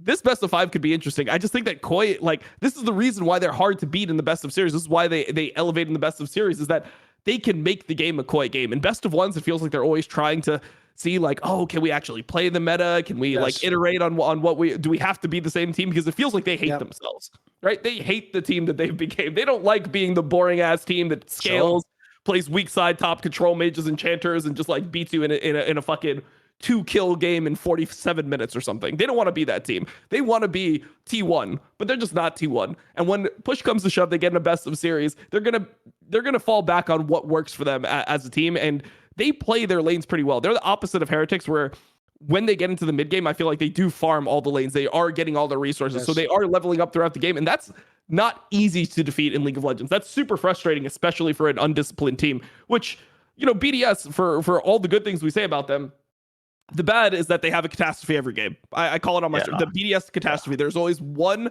absolute disaster where you're winning the game and then 4 people die. It's tough to win series like that. That's the reason why they struggle in series. It's tough to win series when you have like a catastrophe every game, because playoffs is played a lot slower, and that can be the difference between you winning and losing. Oh, I think that's a really good point. I think that's the one thing I think BDS has to worry about. They're always like, they either overthink the situation and they're trying to like backdoor, and when they could just win a team fight, or they're like stepping up ahead of, they're like going into river before their team is actually pushed out the side lane, so they end up just showing in 3 separate places, and enemy team can punish them for that. Like, I think that's the thing they have to worry about coming into playoffs, because those types of mistakes don't scale well when the teams you play get better and better. So that's the one thing I worry about. Right, here's the key thing, because obviously it was just the BO1s. When we talk about Vitality and G2 that we'll do now, we'll start with Vitality, right? Me and Dom, understandably, Duffman, have talked these topics to death, because these are the main teams we talk about every single week. So I think we'll make it mainly tailored more about what you want to talk about on this one. So I'll just start with this. All I'll say is this. I know Vitality lost a bunch of games the last couple of weeks. I know they had the odd game that looked sus. I'm just going to remind people of something that no one else seems to care about, apparently. Not only is this like a round robin of BO1s, they've just changed one of the fundamental players in their team. Like, G2's had the same lineup the entire year. Like why are we acting like you're never allowed to ever show any weakness? Because what people are doing is this. Because we've hyped that they could be the best, and especially on the show, we always hype Perks and fucking Upset and Bo. People want to make it like, because they're not G2, they're trash. It's like, if they're not G2, they're not G2 by that much. And spoiler, I love it when you guys do this. I fucking love when you literally let me buy law on people that the eye test tells you are a slam dunk are going to be really good. Like, if people don't know, there's been some crazy ones like this in Counter-Strike. Like, people actually, for real, let me pick the players that have become like the GOAT players, because instead they just took the guy who at the time was the best. Like, but he'll always be the best because the stats. And then it was just like, I mean, I'm watching the game. This guy's fucking impossibly good. Like, I think I'll take him. Like, you moron. Like, 5 years later, like, and the greatest player of all time going into the Hall of Fame is like, mate, why do you guys let me do this? You let me and Dom do it 2 years ago on fucking Perks on Cloud9. Why you choose to bail on the most obvious slam dunk players of all time? I'll never get it. Let us you guys do it with Upset for 2 years. Jankos here as well, mate. You guys did. Yeah, no, Upset last year was the same thing as well, Duffman. They all told me Flackhead's better than him. I was like, you know what? First of all, I'll take that bet all day long. Tell me what odds. And then 2, I think it's not, I almost feel like I'm stealing candy from a baby, even taking your money in that scenario. Like, you fool. Why are you picking him? Like, so what's your take on the Vitality roster? Because the key thing is, I'll totally acknowledge all the flaws they've had. They even had, sadly, in this split, the odd Bo game that was even bad. That hurts me inside. I want him to be the best. But the problem is, I find it so easy to look past the problems, Duffman. Are you seeing something fundamental I'm not? Is there something actually that's actually flawed about this team you're concerned about?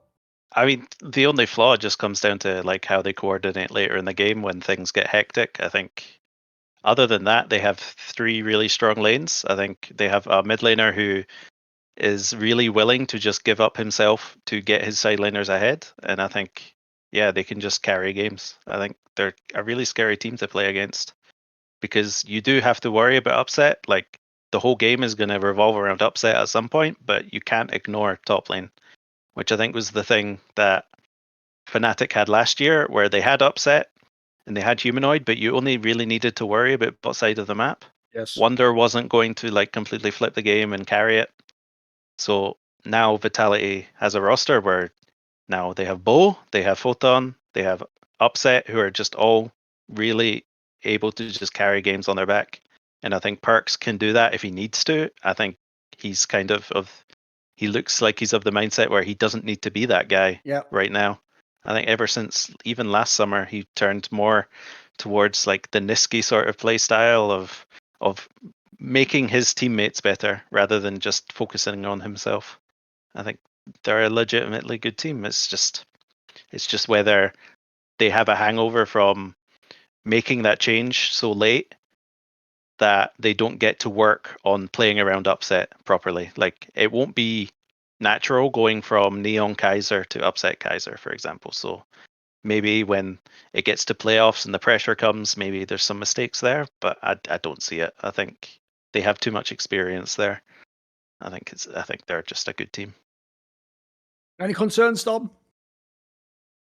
I mean, I'm not concerned about any of the teams that I thought were good that, you know, have performed the way that they performed, right? G2 and Vitality, I thought they were going to be the best teams coming into the split. They both ended 6-3. They both had like good records. I mean, they got into the top tier of the bracket in BO1s. And they look like they would just be teams that you know, they should. I mean, there are causes for concerns. There are games where it's like, oh, they're not playing well around the things they could do. They can't play all these champions, but there's so like if there's so many games where you could just look at and be like, okay, this guy just had an awful game and they lost. Like the Perks Gragas game, like he just played a fucking terrible Gragas mid game, right? That was the worst Gragas.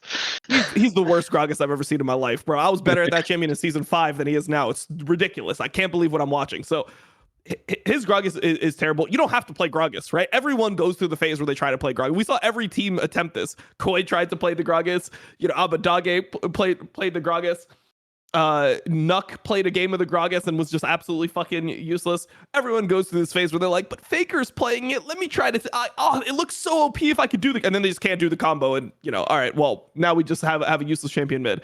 Like that game was a slam dunk versus BDS. Obviously, people are going to be like, but BDS threw. This is the response that I get, so I'm just going to cover right now. BDS threw their game, so Vitality throwing their games. Like that was the difference between being first and second, by the way. Yes. For Vitality, right? I mean, when you look at BDS games, BDS are way more prone to throwing games than Vitality when they're mega winning. Obviously, in close games, I think that Vitality does have some issues. Like their communication clearly is not good. They seem like they're all kind of like shouting over each other whenever there's a voice comm clip released. But the players know how to carry their leads and know how to win important games. Like Perks, Upset, these guys know how to fucking win games that matter. And if they have different comps, they're definitely going to win. I mean, part of the reason they lose this BDS game is because number one, they don't execute on their champions well, right? The Gragas game was terrible, but also they're running a Renekton, Gragas, Lee Sin, or no, Renekton, Gragas, Lee Sin, I think was their top side, which is just like, that is one of the worst scaling top sides you can ever draft.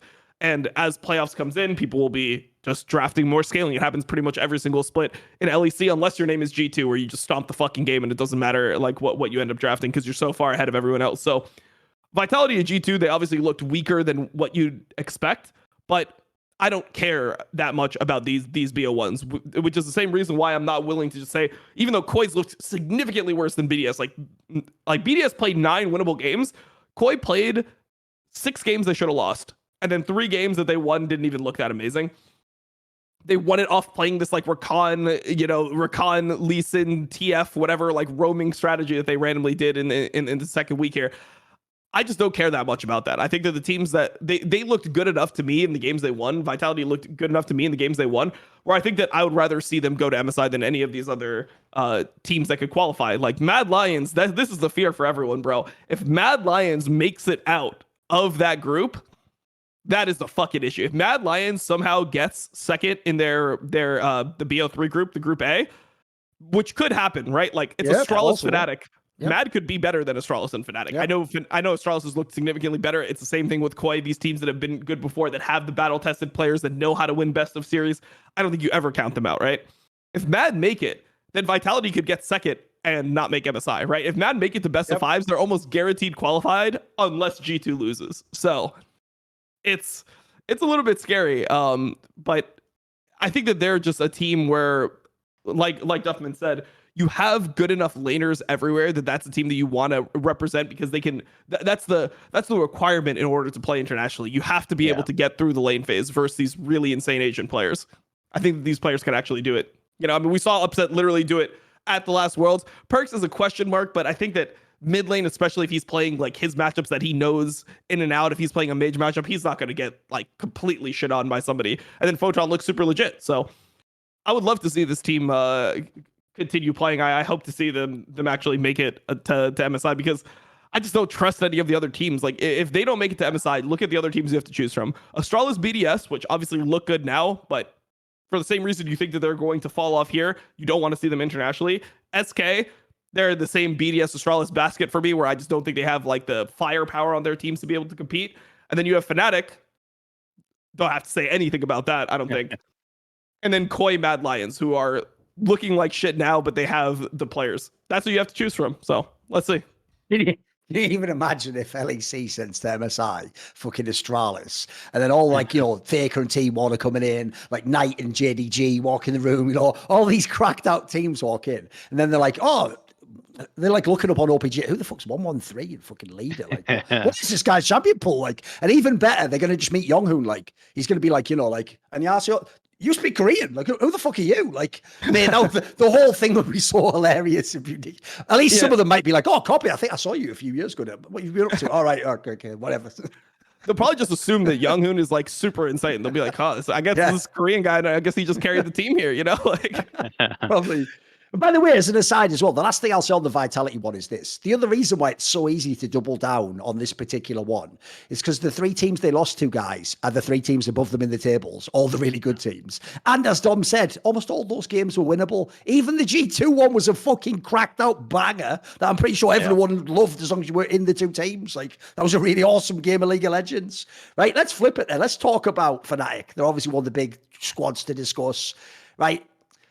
The problem is, last week, even though they made the progress, it was easy to meme on Oscar, and then, like I said earlier, Duffman, he did look like the obvious person. Everyone's like, get him straight out of the team again after literally 1 week, like, and they wanted anyone else with the fucking keyboard and a mouse in for Fnatic. Do you see this turnaround? Like, is this legit what they've done? Have they found a way to make it work with them? Have they fixed some of the problems on the map?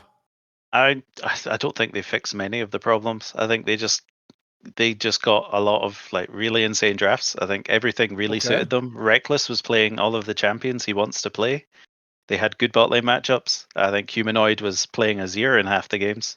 Azir, Reckless was even doing like really a tour happy of all champions that are even in the meta right now. It was ridiculous, wasn't it? And they were all in like really good spots for them as well. It wasn't like he was just forcing them. It was actually good spots for him. So I think that kind of did a lot of work. I think it's going to be hard to really trust them, because now they have to go and play on stage, right?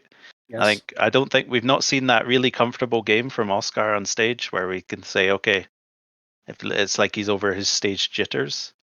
And I don't know what this some of those team games look like it. Like that. What about the Fnatic G2 game? That was one where I was like, he's playing with off stage though. That wasn't on stage. Because they were in that room in the back. Yeah, it's true. Yeah, they were in that room. That's what you meant. I just meant like I thought you were just referring to stage games as like stage, because that's what everyone does. Okay. They just call like any official game. They say officials are just called stage games because during like COVID and everything, everyone.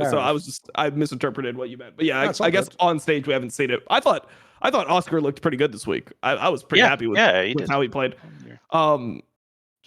like it seemed like he was mega confident in the fact that he was like able to trade. Like there was times where there was games that I was watching where I was like, God damn, this is a completely different player. Like when Hansama was trying to pressure him out before Herald fight, and Oscar just flashes on him, chunks him out, burns both summoners, and then gets to the fight like half life. I was like, damn, okay, Oscar, like he's actually kind of a beast. So I mean, he's just an easy player to root for because you feel like he was kind of thrown in here like unfairly. It was like sink or swim, motherfucker. It's like they threw a fucking toddler in the deep end, and they're like, oh, see if he fucking drowns. So the fact that he's actually doing well, I mean, I'm here for it. You know, I want to see him continue performing because, I mean, if he performed the way he did week 1, it could be career ruining, and it's like not even his fault, right? Like he's like, yeah, I'm gonna play on the academy team, and then no one's gonna fucking decline a chance to go into the LEC unless you're on like some mega K Corp team where you think you can actually build a career in ERL. So he was thrown in here, and the way that he's played has been inspiring. And I like that he didn't give up because after week 1, you know, a lot of players would be like, this is fucking tough. Like the league is way harder than I expected. Maybe I'm just shit. Like they're going to have this type of mentality. It's like, oh, I hope I don't run it again. Everyone's just counting every fucking death. People are like 0-18 every time he dies, 0-19, 0-20. Like how many deaths can he get before he gets his kill? Everyone's just fucking. It's fun how toxic league, isn't it? When you say it like that, it's fucked up, isn't it? I know. Yeah, so I mean, I'm looking at the situation, and I was just rooting for him the whole time. So I'm really happy that, you know, he ends up smurfing it or having some good games. So yeah, I mean, there is definitely the question about stage versus not stage. Like literally, can he do it when he's on a stage? But I think the fact that he's at least having some good LEC games, that's something to build off, because before, you know, now it's just, oh, can I play the same way on stage that I did in the other official matches? Whereas before it was like, am I just worse than all these other players in LEC? That's the issue that he's going through. Yeah, go on, Duffman. I was just gonna say, like, momentum is a huge part for especially a player like him, where it's just a completely different feeling when you're playing these games and you're not doubting everything you're doing because the last few games you got stomped. Like if he's going into games against players like Hansama and he's just like, you can't stand near me, flashing on them, chunking them out, then that's a good sign. If he can do that on stage, then I have more faith in them. It's just, I have to wait and see. The thing is, with the caveat that I do think somehow Fnatic and Mad Lions for that matter have looked into a group where it's like, I don't even know how you've done this. Like you've got like, again, if the reverse of BDS is like, you've actually got chance. Everyone's got a fucking chance in this group. It's mental. Like I don't know how this group occurred. That's why I hate round robin best of ones. People don't know. I think it's terrible at determining who actually is better. It's only good for what it did. Eliminate the absolute worst teams. Nailed it, right? So the problem is there is a world where they can get out here just because of the opponents. But I actually don't really believe in them as a team. Even though I'll give them credit, some of those wins were good. Even a couple of the games I did think Reckless team fought well and was in good positions. As you say, Duffman, they weren't like fought. It wasn't like he just picked that without the coach knowing. They clearly built the draft around those picks. Like those are to actually allow some of those picks that aren't better to even work. The problem I have is this, and this will be a subtle reason, but the thing that makes me just not believe in Fnatic is this, right? When they won, and you would see those camera shots of them all in that backstage area winning, right? And Reckless actually did look, quite frankly, like he turned around a lot. He was happy and he was trying to hug people. And people like Austin looked like, wow, I can't believe we're winning finally. And look, Razork always looks like he's like 1 fucking second from crying, but I guess because he wasn't crying, he must have been having a great day. The one that I can't fucking handle still is Humanoid. He fucking tilts me so much, Tom. Because here's the thing, when they would win these games, think about this, right? If they blow any of those games, they probably fail again to make playoffs in Fnatic, one of the most legendary orgs of all time. So if you were Humanoid, by the way, you would be someone brought in last year to be a champion and go to Worlds and go like that. You didn't win a single split. You did fuck all. Look, you did play well at Worlds, but you didn't do anything at Worlds. You didn't get out the groups. You come in this split, you bomb the last one and look absolute shit. This one, you almost bomb it till all these things get fixed that have nothing to do with you. And then when you win these games, he would get up, Dom. You can go watch the video, and he would flash that smile. Remember, he's not even really aware we're watching. He's just like on his own with his teammates. He would flash that smile as if like, all calculated, like, who gives a shit? And this guy doesn't get it, bro. He doesn't get it. He actually just thinks this is, he thinks this is hilarious. Like he thinks it's actually, it hurts me inside because, bro, you're not doing anything. Like, I can't handle it, Dom. He's tilting me to it. He's going to fail in this fucking group. So there's my prediction. Fnatic's not going to get out. Jesus. So you feel the same way about Humanoid that all the fans felt about Perks, where you're like, his smug European face. But at least Perks had, like the 7 years of doing it before that, where I can understand why he's arrogant. Humanoid's arrogant, like, without good reason. You know what I mean? It isn't 2021. I'll tell you 2 facts I want Humanoid to be told every day of his life. 1, it's not 2021. And 2, you ain't expect him, motherfucker. Keep hitting that last one, because he needs to learn it. Bro, he thinks he... Expect he could fucking fuck 2 fangirls, smoke and drink all night, wake up the next day, have a half of a certain energy drink, go into the studio and carry a series against the best team and win the LEC. That, first of all, those days are gone. And then secondly, you ain't expect it, motherfucker. I'm just going to say it again. So, and also one last detail. While he did all that, the secret that you might not know if you're Humanoid is, Expected didn't do it and then just stay like aloof from his, he was one of the best teammates of all time. To a man, you can ask every teammate. He was the guy, that's what Perks, in my opinion, is the true successor of. He's the guy where, cause he's on your team, you think you'll win, you feel like all the problems can be solved cause he's on your team, and in the conversations, you feel like suddenly they all go like a slightly productive route, or the right questions get at. Like, that's why people are magnetically drawn to those 2 players, Perks and Expected, constantly in their careers. There's a reason Humanoid where people like upset and wonder are going, you know what, actually, maybe take this split off. Don't know if I want to fucking play with you in mid lane away again. Like, this is the problem when people win, mate. People love to think, because I won, I'm at the level of all the other greats. It's like body of work. It isn't just the titles, mate. You got to actually do it for years and years and years and years if you want to be an all-time great. Humanoid has a couple of years he was really good. Now he's going on like a couple that are looking a bit sus. Like, you got, if you want to have that, if you want to be that Hall of Famer, it has to be now. You have to start being good now. Because I also think that's the thing that killed me about this Fnatic lineup, Duffman, is I would keep looking on paper and go, bro, they've got Reckless and fucking Humanoid. And when they had Wonder, I was like, just those 3 alone, if you guys can figure it out, like, there's no way you're going to go out and not even make the groups. Like, that to me was just so egregious that they're even in this position. What are your thoughts on Humanoid where he's at the moment? You obviously don't have to like go as hard as I do. What do you think of him at the moment? Yeah, there's a lot to unpack there. Yeah. Go harder than Thorin did. It would be good if he was. Like, yeah, I think he should actually fired from the whole league, to be fair. Fuck him. And I hate people from Czech Republic. We're talking about like executing players for bad play and stuff. Really just go next like level. Military tribunal.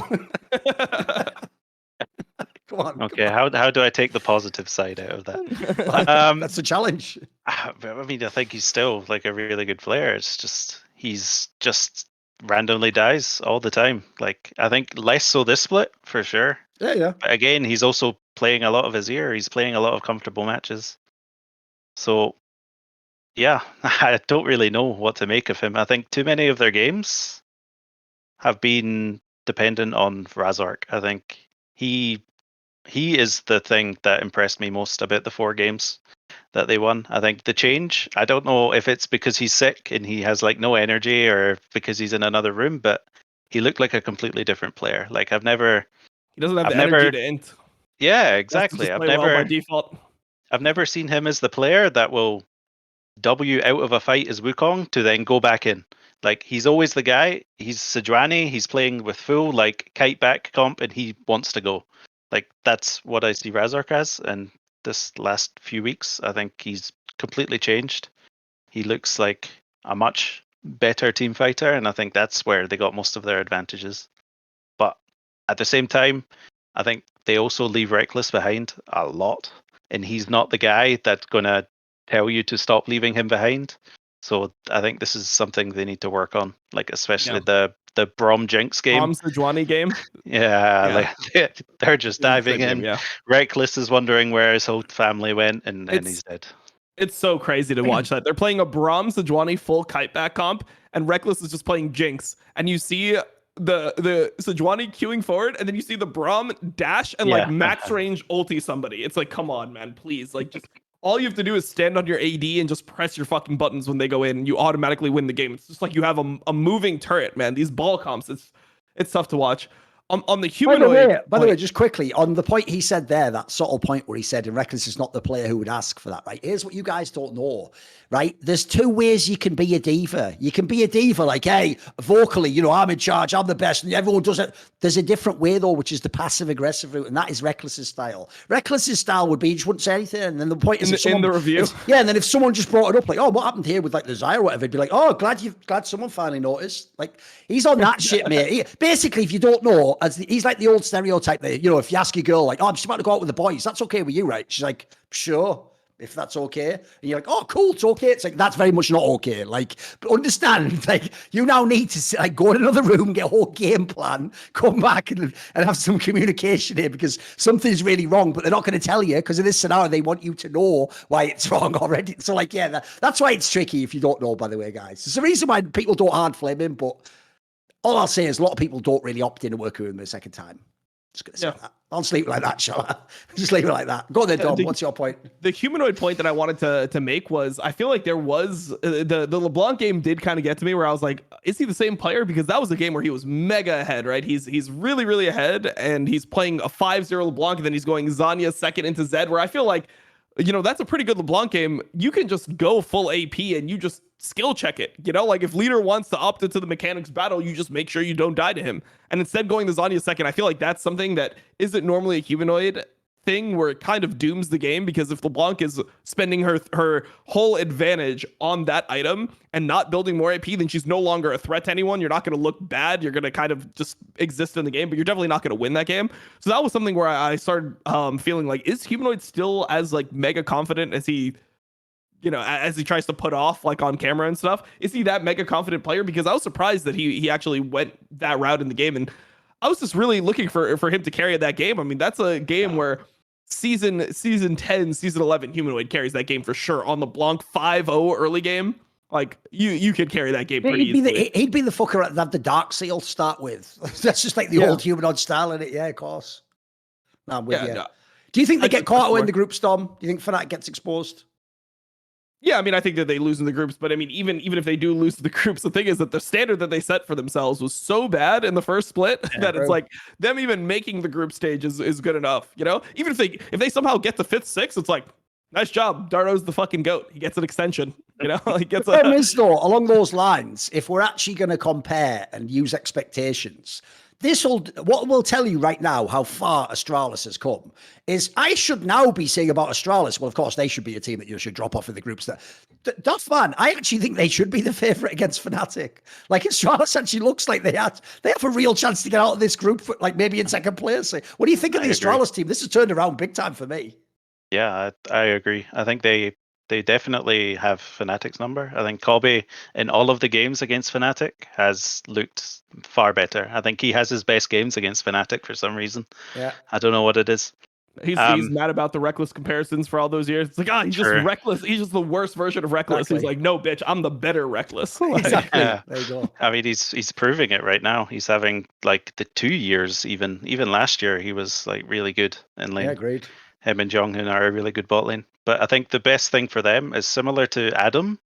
They've added leader who kind of brings that sort of X factor in draft where you now have to spend an extra 30, 40 minutes in draft discussions being like, oh, but leader exists. Mate, what do we all do you here? need to know, on a past episode, I even said, like, props to leader because he was starting to play like the Ori and Sol and stuff that isn't like his traditional champion. I even said he doesn't even force like the Z picks anymore. and then the very next week, he busted it out again. It's like, I love leader, mate. In some ways, he's just always going to be himself in here. But the thing is, like, even though it's kind of funny that he ended up playing the Zed, he didn't actually force the Zed. Like, these were good Zed spots, which is actually, it does show the growth that he will play the Zed if it's good, and he'll be the best Zed you've ever fucking seen in your life. It's the idea you even have to have that, like Duffman says, in the back of your mind. This motherfucker might pick Zed now. Like everyone else scores, this is actually a safe one, even though that would be a Zed draft, because why would anyone pick that now? You know, that's what you think when you do the streamlined version of your brain, right? Yeah, I wonder if versus Astralis specifically, if you have side select, if you decide, actually, no, I don't think anyone will have side select, right? Because they're first seed in their group. So this is a point for maybe like a later thing if they end up getting to playoffs or something. I just wonder if teams would prefer being on red side versus Astralis so they don't have to think about all the fucking leader counter picks and they can draft in like a more like save your 5th pick for mid lane. Always have the option to bounce to like a Lissandra or some shit if he goes crazy in the draft. I wonder if teams will actually take that approach. But one thing I wanted to say about Astralis is the synergy between 113 and leader. They look so good together. It seems like they definitely have like some, like they just like playing with each other. They feel like each other are really good and they're always just trying to interact and outplay people. And that type of confidence is very apparent in the way that they approach the game. They're always like, oh, like we can come mid, we can just beat them 2v2. They have that feeling. Even in the games they lost, even the game they got murdered by SK where they just lost off trying to take a fight. It was the same thing where they just want to fight around each other all the time. Oh. So that's huge.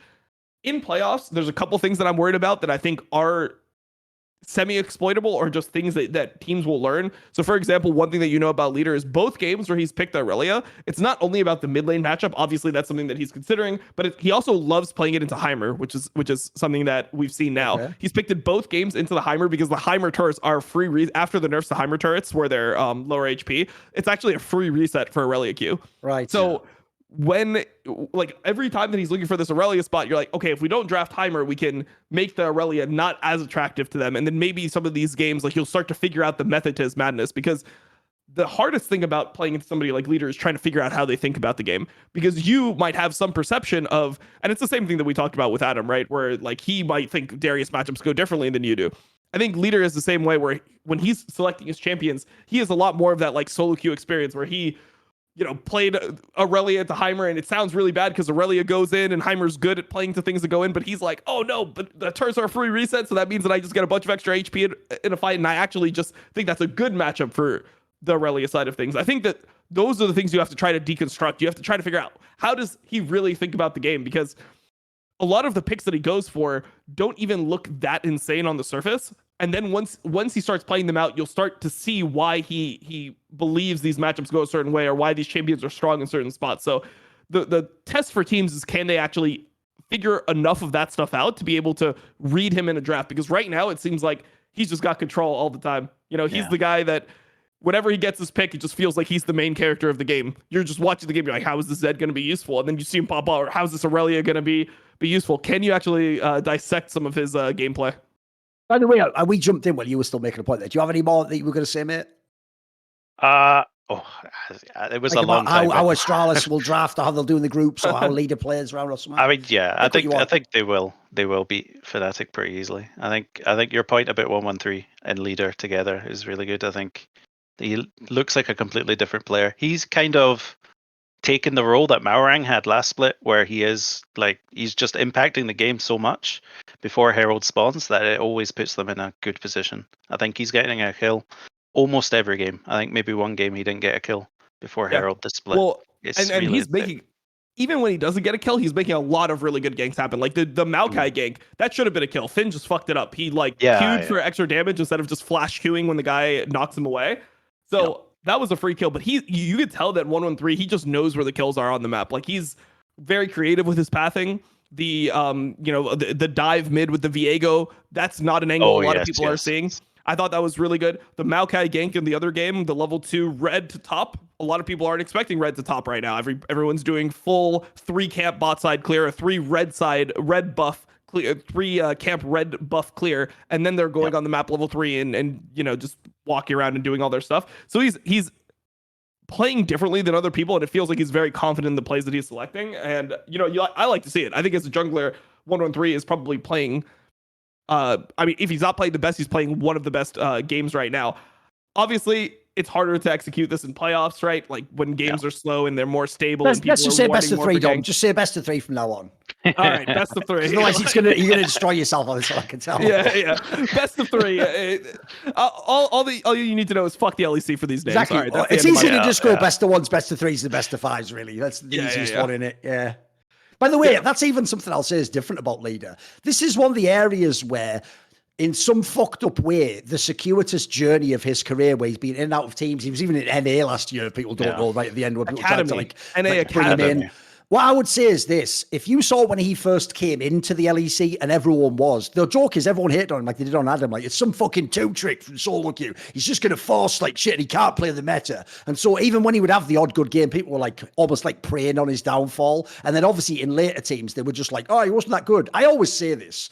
Why is everyone just deleted from memory that fucking summer run when him and Selfmade were in Vitality, and they were the only good thing about Vitality, and they were one game from beating the Fnatic that went to the final? Like, that wasn't even a bad split, guys. It's just for whatever reason in the shuffle, I understand why you pick Perks over Leader, but I don't know why everyone else ignored him. Everyone acted like he was Checolad, and it's like, right, you got your one chance, back to the Shadow Realm, like down you go. Like, no, it doesn't make any sense. And what's cool for me is this: now that he's come back and he's had a whole bunch of other chances, and it's not not even like Astralis is a top team. He's coming to like a pretty sus org with a fairly sus lineup of players. Like the 113 guy, not a lot of people would opt into playing with that guy one split into a year. Like that's a great way to tank your fucking career. But because Leader sort of knows it's my last chance, dude, it looks like he actually does just play with no fear. He plays the right picks, the right time. The best thing is, I've always thought this is actually what the G2 Super Team always did that I thought was ballsy as fuck. It's one thing if you could play like a mage at this angle, but the point is, Duffman, if it's like the semi-final and you get to T1, normally T1 can rely, you won't do that though, because who would have the balls to do it? Everyone's going to go the safe route. Leader actually looks like he understands, if it's my last chance, I may as well fucking go out shooting, mate. Give me my picks here,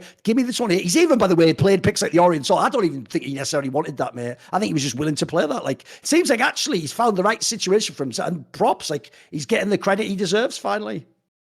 No, exactly. I think the Aurelion Sol and the Annie Flex, I think, is the thing teams should be scared about. Yes. Because they clearly bought into the narrative. He's just going to play something melee. There's no way they're saving his pick, and he's just going to play Annie. Like, there's no way.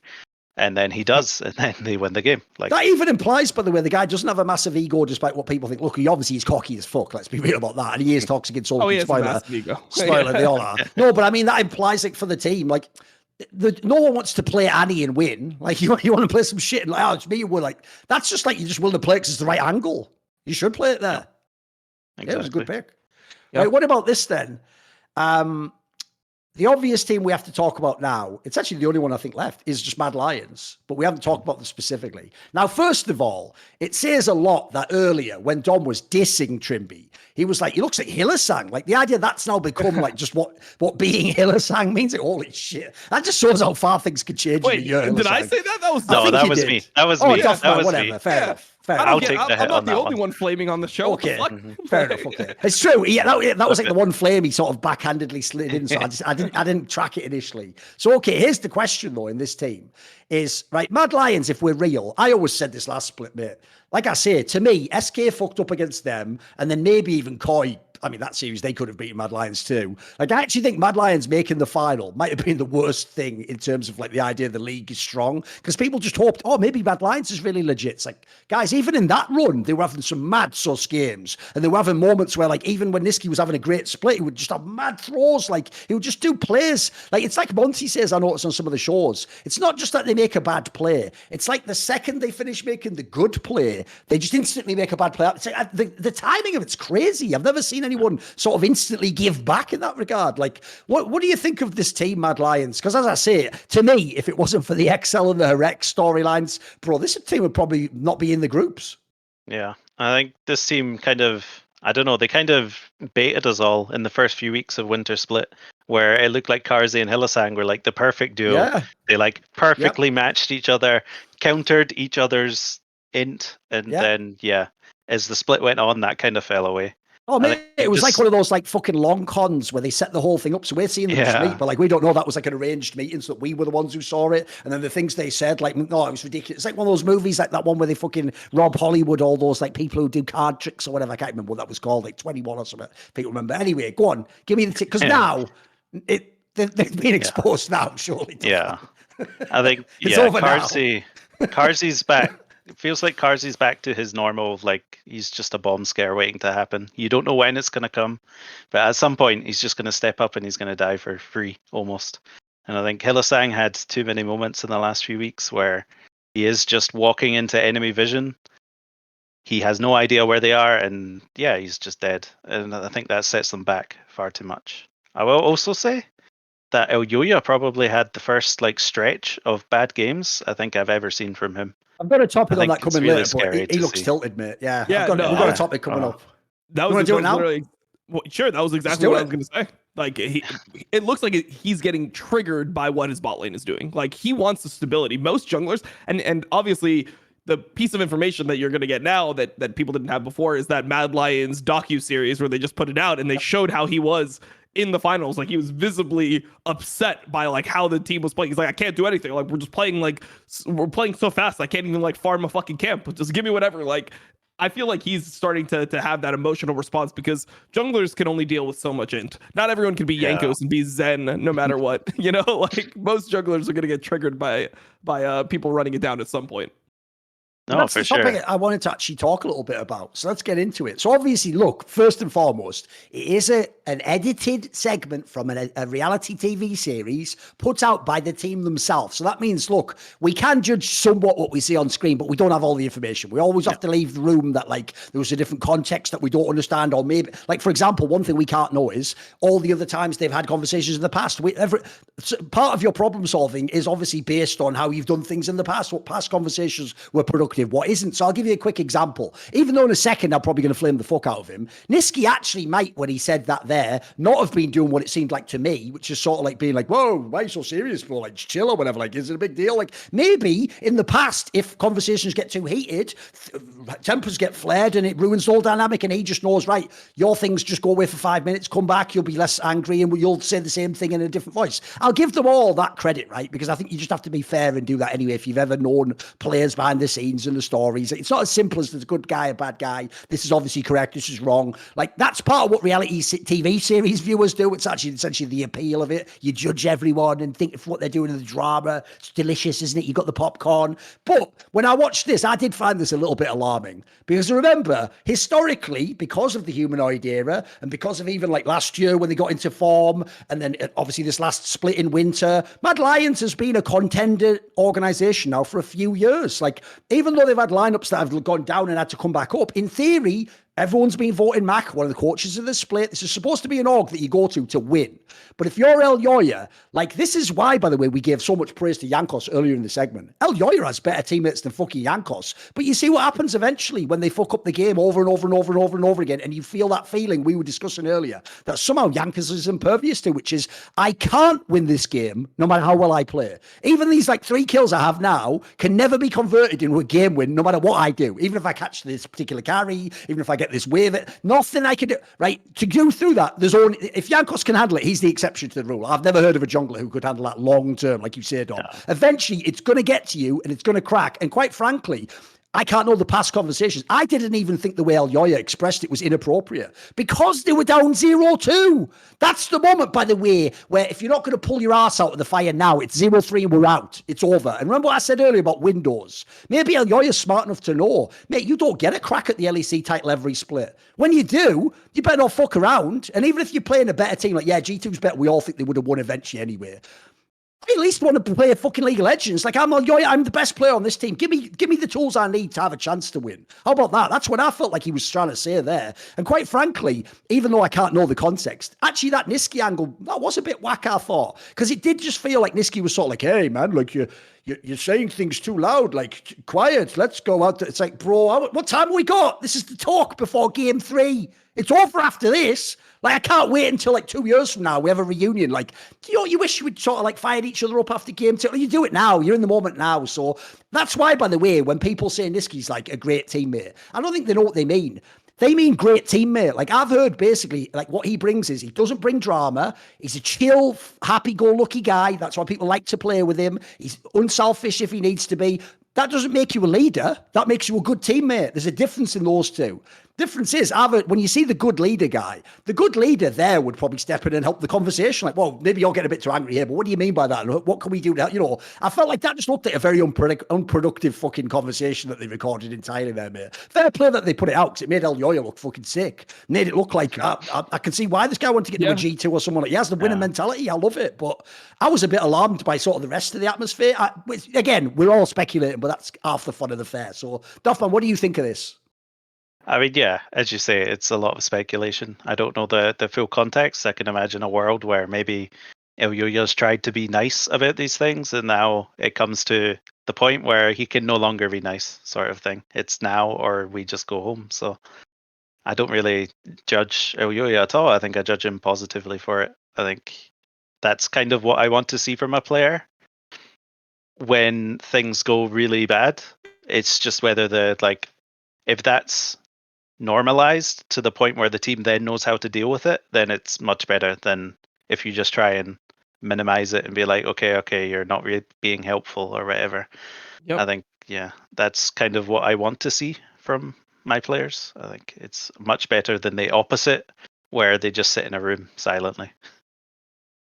Yeah. So I have a different take on this, where I don't actually think that there is like a right way to express yourself in that situation. When you're part of a team, it really just matters how are the other people going to take it. Like, how do you have to behave in order to get the most out of the players that are actually struggling in that moment.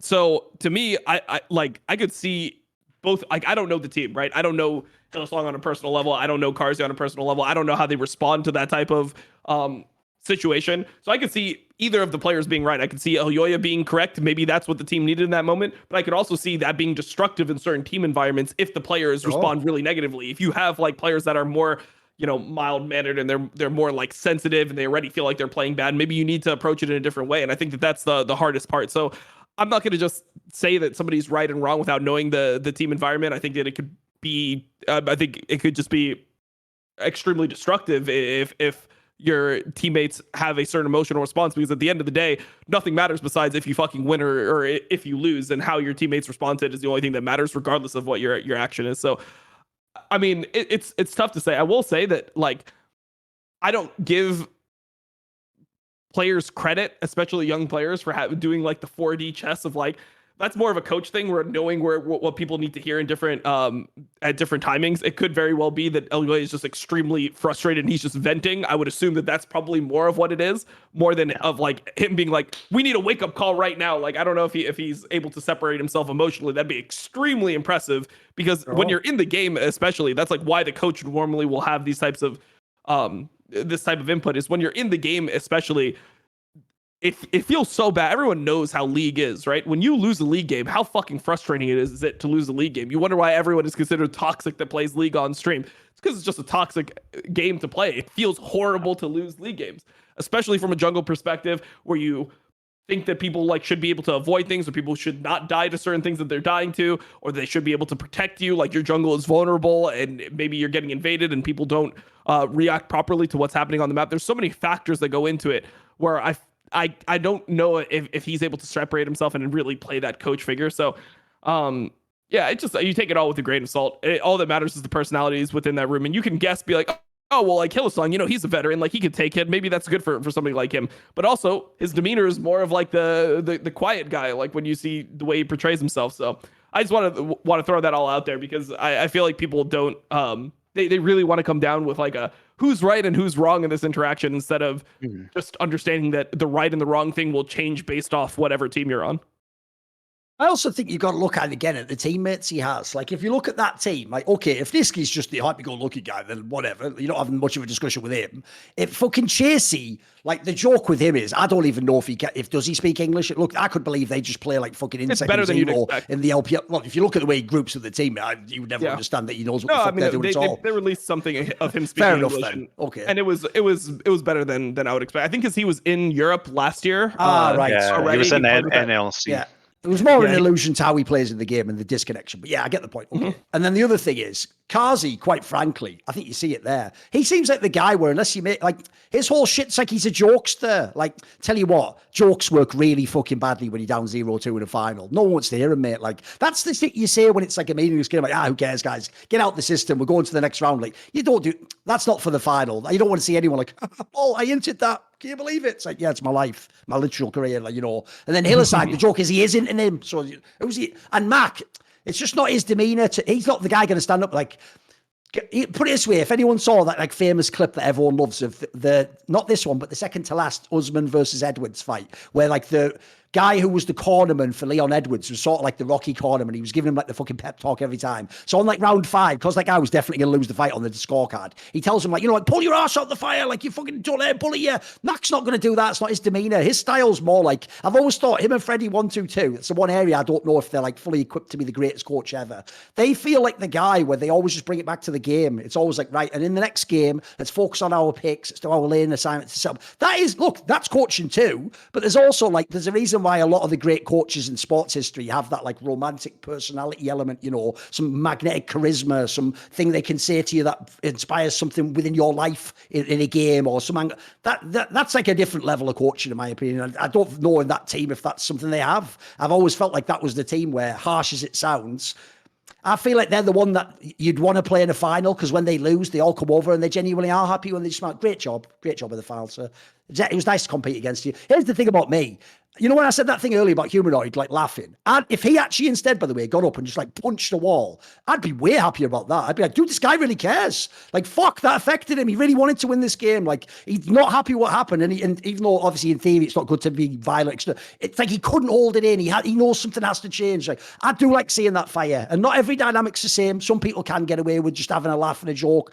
I think that's a bit rare though. So the reason why I just wonder is because to bring it all the way back at the beginning of the whole LEC this year, Duffman, because there was that whole story from the off-season where Elyoya could just have been in Fnatic or G2. And in fact, in theory, it was going to happen. It was one of those ones where all the parties want it, but then the businessmen fuck it up and the deal doesn't happen. And even worse, everyone saw the reports where it's like, you not only were going to be there, but they were like going to pay $1 million for you. But then suddenly the price went up a bit, and then you don't get in and you end up not there. And then all the jungles got fucked up. If people don't know, that's why Jankos got fucked up and Macau got fucked up. And the whole draft board got fucked up for everyone, and then Elyoya just ended up in the same team, but what looked like a worse version of the same team. So in that scenario, I was really worried. Like, if you think you're finally getting the step up, like you've worked up in your career, now's your time. You're going to be in G2. And by the way, if you're Elyoya, you could even, as the split's going on, be looking at what Yike's doing in G2 and going, mate, if I was in his spot, wouldn't I just be the MVP of the league? Wouldn't I be smurfing everyone? That's going to get to you eventually. Like, fair play if it doesn't. If you have the mental to withdraw it, I'll give you mad props for that, but I don't blame this guy if he's had problems and if he's getting pissed off now, mate. Like, because the reason that's so relevant is because even though it was from the split, Duffman, like we say this last week, he does look like he's sort of come to some sort of crisis point in Mad Lions, right? Yeah, I mean, yeah, it's certainly the first time I've seen like consecutive games where I've really questioned what's going on in his game. I think. How highly do you rate him, by the way? Because Because I'm a bit of a stan. I do think he's cracked out as fuck, mate. Yeah, I rate him. Mega. I rate him very highly. I think he's one of the like franchise players that Europe has. I think he's someone who you can build a roster around. Like, I've had very little like interaction with him, but in the few conversations I've had like around him, he seems very thoughtful. He's very in touch with like thinking about the other person's point of view, which I rate very highly. I think in terms of gameplay, I think he's been the best jungler in Europe outside of Jankos for the whole time he's been here. He's just, yeah, I rate him very highly. Any final thoughts on Elyoya, Dom? I mean, I think he's obviously insane. I don't think that he's playing his best league right now. Like, when I'm watching him play, I think that he's making a lot of like bad decisions, and I don't think you can just blame his teammates for the things that he's doing. I mean, there's definitely like winnable games where he's over engaging, and I mean, it's just definition tilt where you're doing over aggressive things because you are like emotionally frustrated. I've been seeing a little bit of that in his gameplay, which I hadn't seen before. But I mean, overall, I still hold him as like a top 3 jungler in the league. Like, that's who I believe is a top 3 jungler in the league. Even if people like 113 are just better than him right now, if you only look at the last 9 games. Yeah. Well, producer, it's almost like I'm verbally describing the way the bracket was set up in Korea for how T1 and Gen G got to the semi-finals when I say bye-bye.